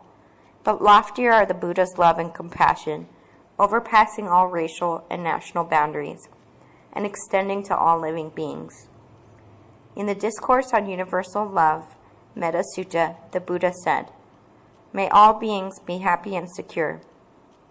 May their mind be contented, whatever beings there may be, feeble or strong, long, great, or medium, short, small or large, seen or unseen, those dwelling far or near, those who are born and those who are yet to be born. May all beings without exception be happy." Just as a mother would protect her only child, even at the risk of her own life, even so, let one cultivate boundless heart toward all beings. Let one's thoughts of boundless love pervade the whole world, above, below, and across, without any obstruction, any hatred, or any enmity. We believe that it is the Buddha's boundless love and compassion that open the way to the Buddhist friendly attitude toward the life of all beings, and the noble ideal of serving the world unceasingly pursued by all Buddhists everywhere on earth.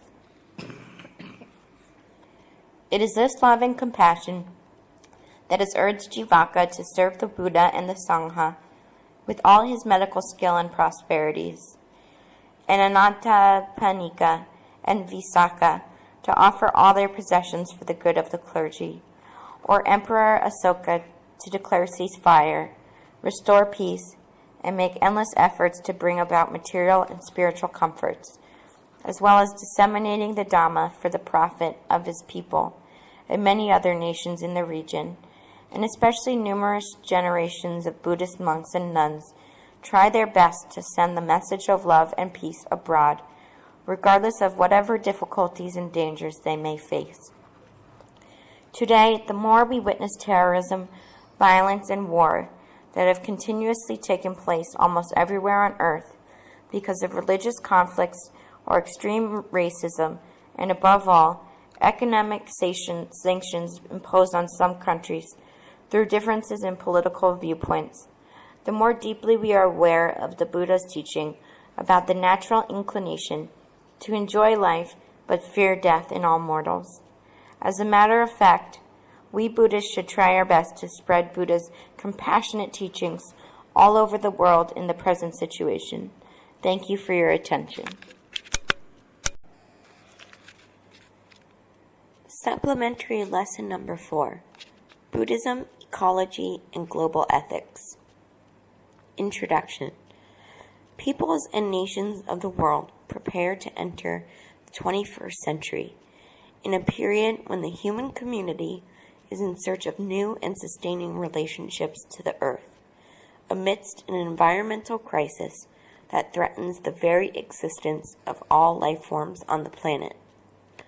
While the particular causes and solutions of this crisis are being debated by scientists, economists, lawyers, policymakers, the facts of widespread destruction are causing alarm in many quarters, and the question has been raised: is the human a viable species on an endangered planet? For many people, an environmental crisis of such scope and complexity is not only the result of certain economic, political, and social factors, it is also a moral and spiritual crisis, which, in order to be addressed, will require broader philosophical and religious understanding of ourselves as creatures of nature, embedded in life cycles and dependent on ecosystems. Buddhism, thus, needs to be re-examined in light of the current environmental crisis, and to generate worldviews and ethics which underlie fundamental attitudes and values of different cultures and societies. As we discuss problems facing us in the world, it seems quite natural that the Buddhist tradition should be considered. It has been asserted that Buddhism is one of the largest religions in terms of the number of participants. Its place in Asia is well established. Until recent times, it was the only religious or social tradition to be throughout all the cultural spheres of Asia.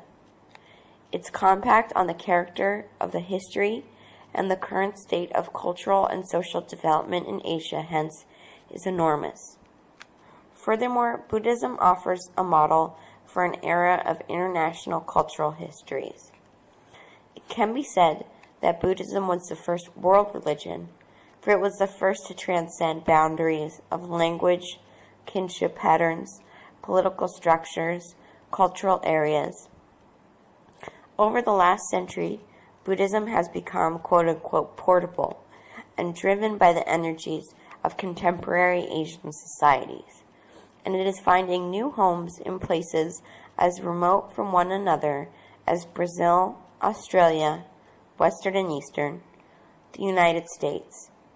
The main issue before us is the question of whether in Buddhism we can find a way of dealing with ecological issues.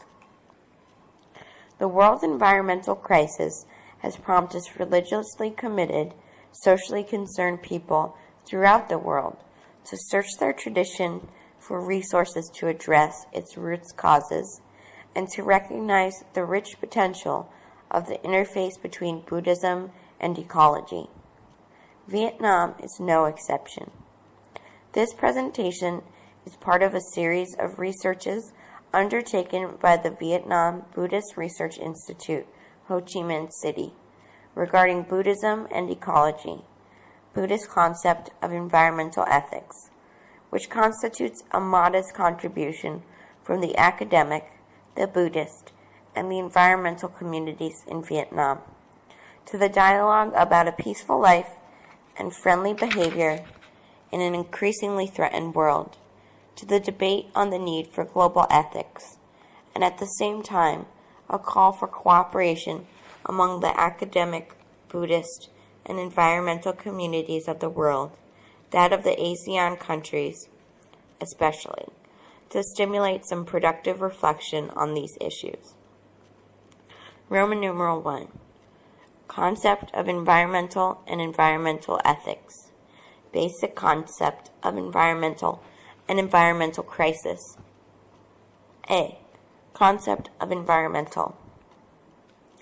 Ecology is relatively a new science dealing with various principles which govern the relationships between organism and their environment. There are various definitions of ecology. We refer here to that of P.D. Sharma, FNIE Department of Botany, University of Delhi, in his book entitled Ecology and Environment. These days, ecology has been contributing very much to socioeconomic, political, and other similar policies of the world. It is so common to find references of ecology in socioeconomic writing, magazines, weeklies, and daily newspapers. Ecology indeed plays an important role in human welfare. This is primarily a field subject, and modern ecology concerned with the functional interdependencies between living things and their environment. P.D. Sharma added, "It is not only environment which influences the life of organisms, but organisms too modify their environment as a result of their growth, dispersal, reproduction, death, decay, etc.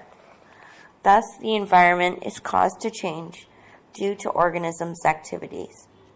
The dynamic environment and organisms make ways for the development of different kinds of organisms through a process known as succession. The process continues to the development of a community is now able to keep itself adjusted in equilibrium with the environment. This final stage of community is called climax." The above quotations prove that there is a live relationship between man and the environment which is continuous, inseparable, and natural. This very close relationship says that violating the environment means violating individuals' lives, as people could see from the current environmental crisis. B. Environmental crisis. The term pollution is defined by the Environmental Pollution Panel of the President's Science Advisory Committee in its report, Restoring the Quality of Our Environment, held as follows.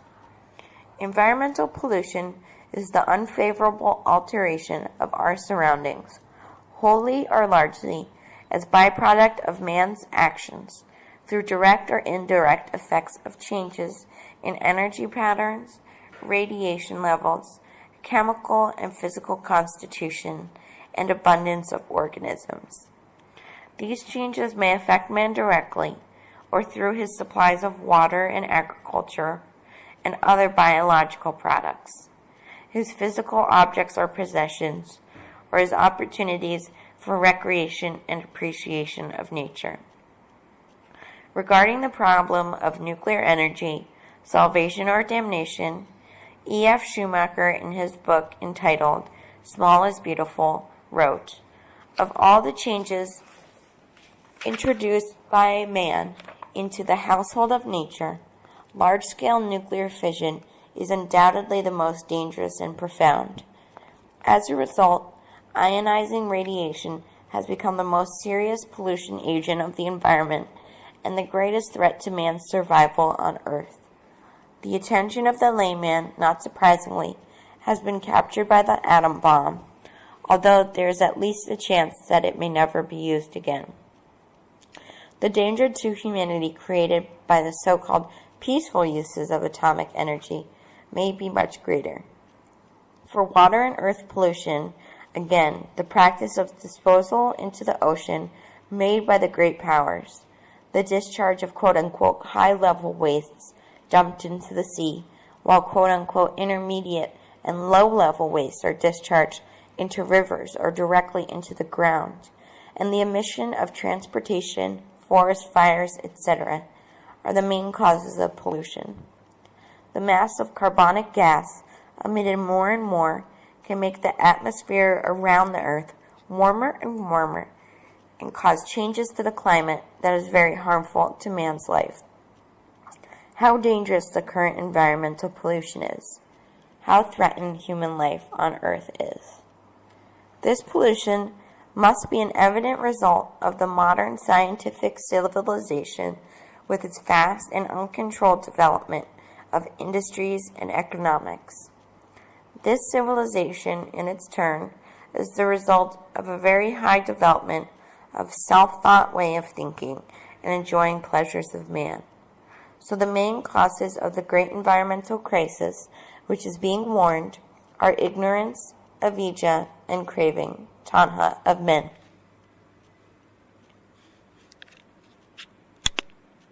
Here it may be asked whether the Lord Buddha's teaching on the truth of dependent origination and the five aggregates can give a solution to the current environmental crisis. Roman numeral 2. A. Dependent origination. Paticcasamuppada. The truth of dependent origination, realized by Lord Buddha Gautama, says, by the cause of ignorance, avidya, activities, sankhara, arises. By the cause of activities, sankhara arises. By the cause of activities, consciousness, vijnana arises. Form name, namarupa, 6 spheres, chabitana, contact, phassa, feeling, vedana, craving, tanha, grasping, upadana, becoming, bhava, birth, death, jati, marana, sorrow, soka, in which form and name can never separate from each other and can never separate either from the other 11 elements of the dependent origination. It is the same for the 3 worlds, tibhava. Form, therefore, includes man's physical body and physical world. The operation of form means the operation of man's mental activities, and inversely. This shows that man's life and environment are interrelated with each other. B. The 5 aggregates, Panchakhandas. It is similar for the operation of the 5 aggregates Lord Buddha Gautama taught. I will teach you, brethren, the 5 factors and the 5 factors that have to do with grasping. Do you listen to it? And what, brethren, are the 5 sectors? All bodies, brethren, be it past, future, or present, inward or outward, gross or subtle, low or lofty, far or near, that is called the body factor.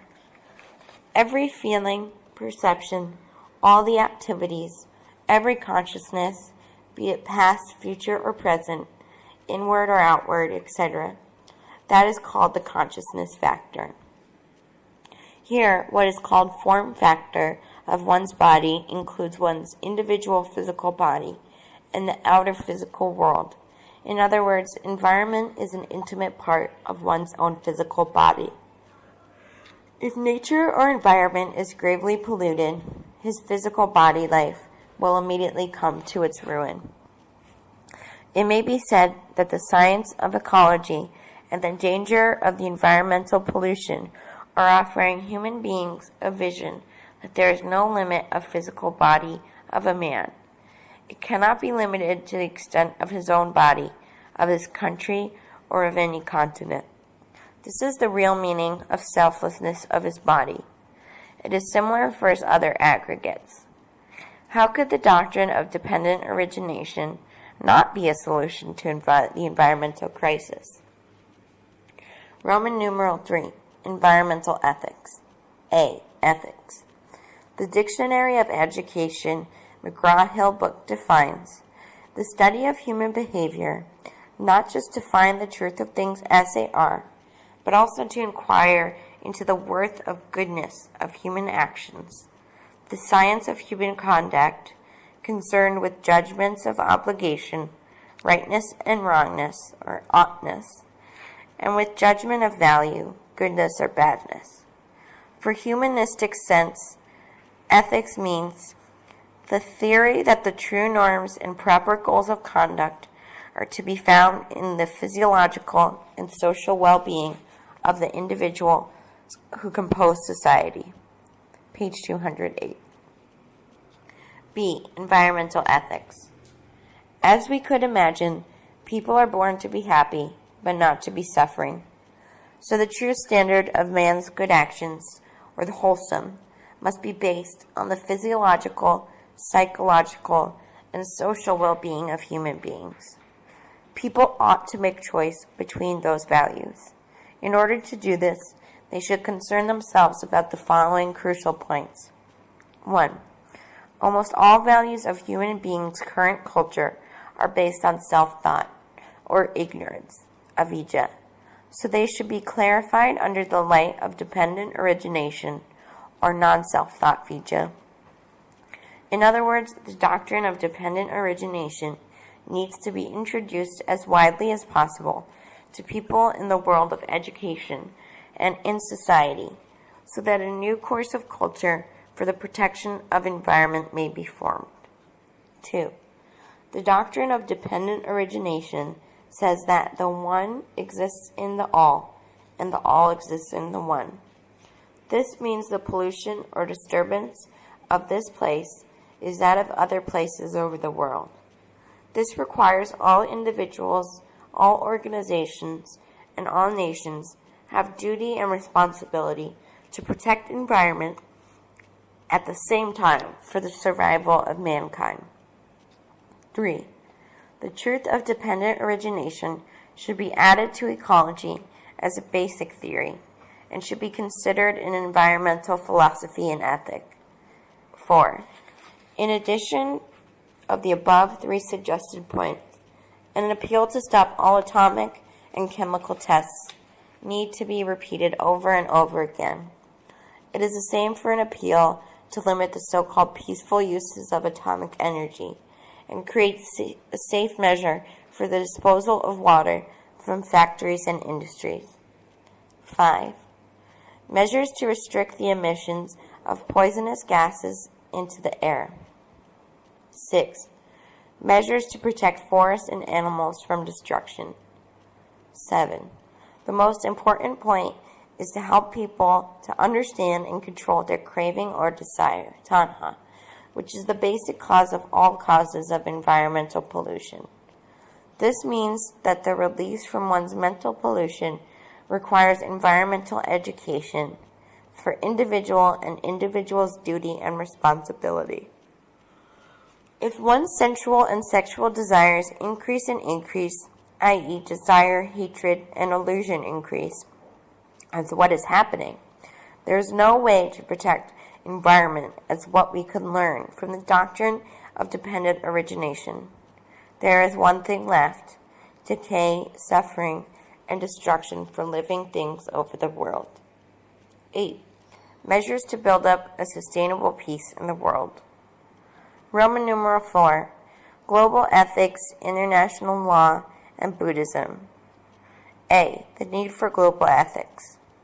As we cross the threshold not only into a new century, but also into a new millennium, during a time of dramatic social change, we are challenged to put the building of a sustainable, peaceful world and the task of developing a new global ethics in the forefront of reflection on social transformation to adjust to the demands of the changing global environment.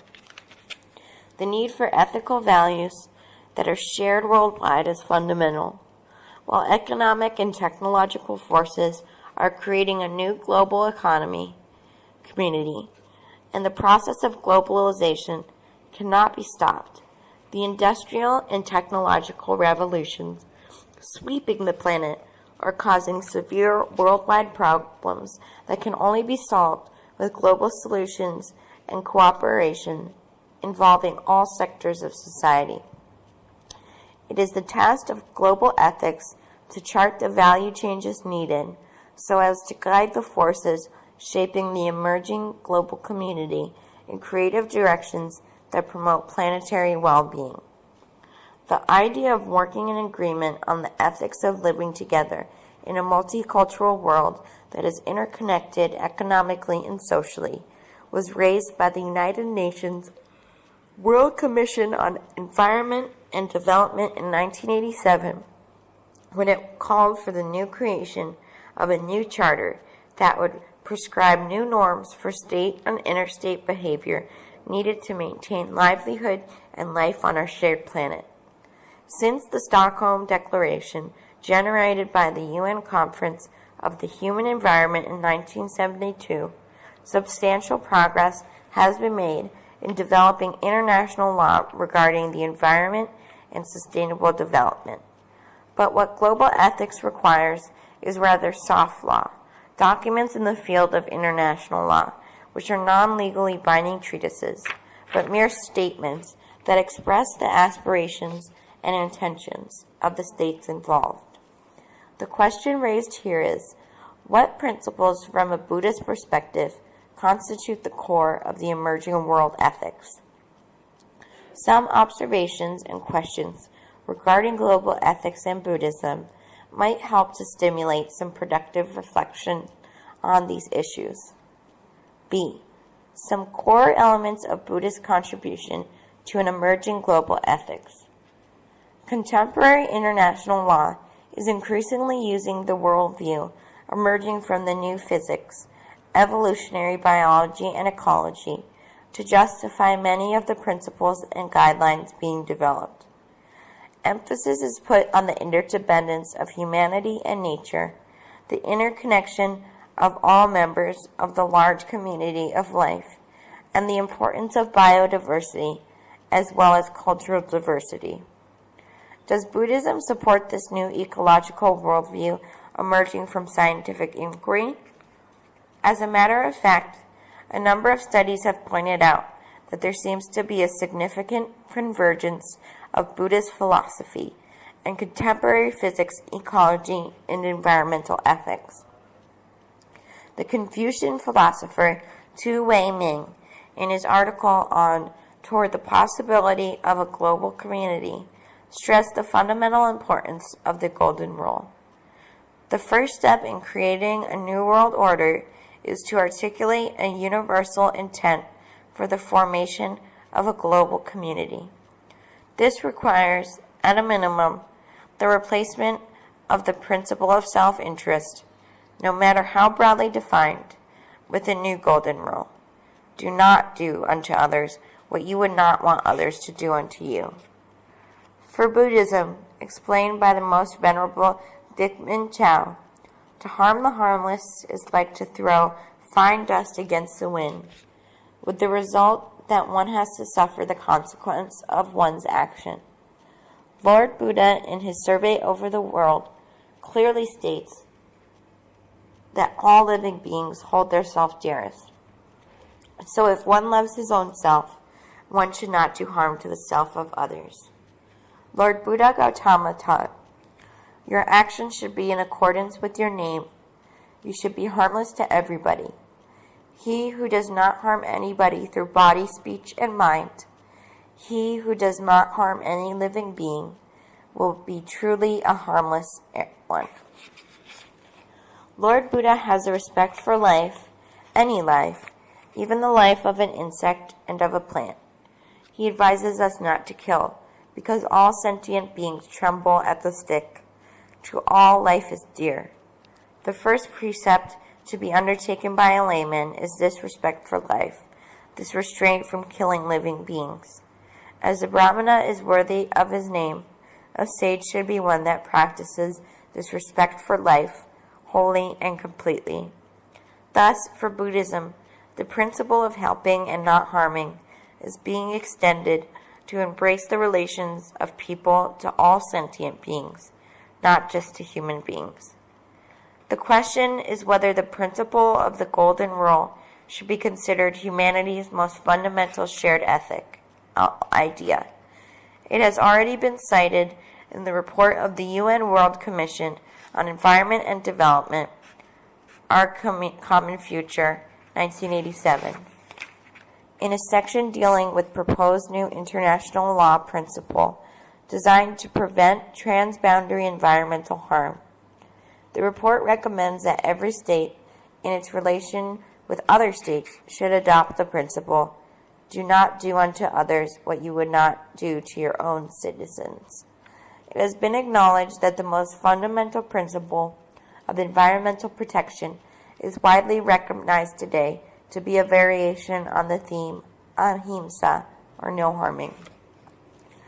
The draft the International Covenant Environment and Development prepared by the International Union for the Conservation of Nature and Natural Resources, IUCN, states in a section on fundamental principles, the protection of the environment is best achieved by preventing environmental harm rather than by attempting to remedy and compensate such harm, Article 6.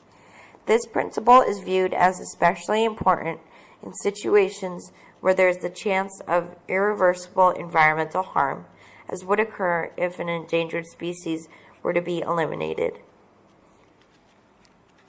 2. It is believed that Buddhism, given its ethical tradition, is in a unique position to secure from the international community a stated intent to cooperate in human treatment and unnecessary suffering. The Four Noble Truths focus attention on suffering as the fundamental problem from which sentient beings seek liberation. And Buddhist ethics regard compassion for the suffering of all sentient beings as the supreme ethical virtue. The immersing world ethics, as expressed in the international law, does address different causes of human suffering: poverty, inequity, ignorance, war, environmental degradation. Yet existing international law does not identify the suffering of non-human beings as a moral issue. It is concerned with species and the protection of biodiversity, but is not concerned with individual non-human beings, unless they are representatives of an endangered species. International law does help to reduce some suffering of non-human creatures by calling for the protection of ecosystems, but the concern is with ecosystems' health and the integrity of biotic communities in line with Aldo Leopold's land ethic, not with the suffering of individual creatures. National law in many states does address the issue of cruel abuse of animals. Should international law join the environmentalist concern regarding ecosystems and species with compassion for all individual sentient beings? From the Buddhist point of view, the suffering of non-human sentient beings caused by humans should be identified as a moral issue. Such a principle has been adopted in the International Union for Conservation of Nature and Natural Resources, IUCN, Guideline on the Treatment of Non-Human Creatures set forth in Caring for the Earth, which states, people should treat creatures decently and protect them from cruelty, avoidable suffering, and unnecessary killing. Here again, it is assumed that Buddhism, given its ethical tradition, can offer help to a world undergoing destructive changes in its fragile ecosystem. Conclusion. This presentation to the Peace Conference, organized by the World Council of Peace and the Vietnam Peace Committee in Hanoi, is built on the premise that Buddhism may be instrumental in addressing the moral dilemmas created by the environmental crisis. We are fully conscious that the complexity of the problem requires interlocking approaches from such fields as science, economies, politics, law, health, public policy, as the human community struggles to formulate different attitudes towards nature and to articulate broader conceptions of ethics, embracing species and ecosystems. Buddhism may thus be a necessary, though only contributing part of this multidisciplinary approach. At present, abundant scientific knowledge of the environmental crisis is available, and numerous political and economic statements have been formulated. What is lacking is the actual commitment to transform the environmental crisis from rhetoric and paper to effective policy and action. There is growing consensus that Buddhism may now have a significant role to play. Just as in the past, it has sustained individuals and cultures in the face of internal and external threats. This paper is intended to expand the discussion underway in certain circles to broaden and deepen the reflective basis for further cooperation on a topic of common concern, the fate of the earth as Buddhist responsibility. It is with a sense of humility and yet responsibility that we get involved in this Buddhism and ecology new challenge, not only on the assumption that Buddhist, and particularly Asian Buddhist worldviews, are inherently environmentally friendly, but that is a beginning in a new field of study which will affect both Buddhism and ecology. On the one hand, environmental studies can recognize that Buddhism has helped to shape attitudes towards nature, and on the other hand, as Buddhism fosters awe and reverence for nature, it may provide the transforming energies for ethical practices to protect endangered ecosystems, threatened species, and diminishing resources. Buddhism will then come to be seen as eco-friendly. While Buddhism has certainly been influenced by the Greenpeace environmental movement, the present paper suggests ways in which contemporary Buddhism, in its worldview and practice, has penetrated the environmentalist community in addressing the environmental crisis and served as vehicles for expressing scientific Buddhist positions on ecological and peace concerns. We are grateful to the World Council of Peace and the Vietnam Peace Committee for providing us with the opportunity to contribute our modest share to the success of this timely, appropriate international conference held in Hanoi, the capital of peace, loving and environmentally friendly Socialist Republic of Vietnam.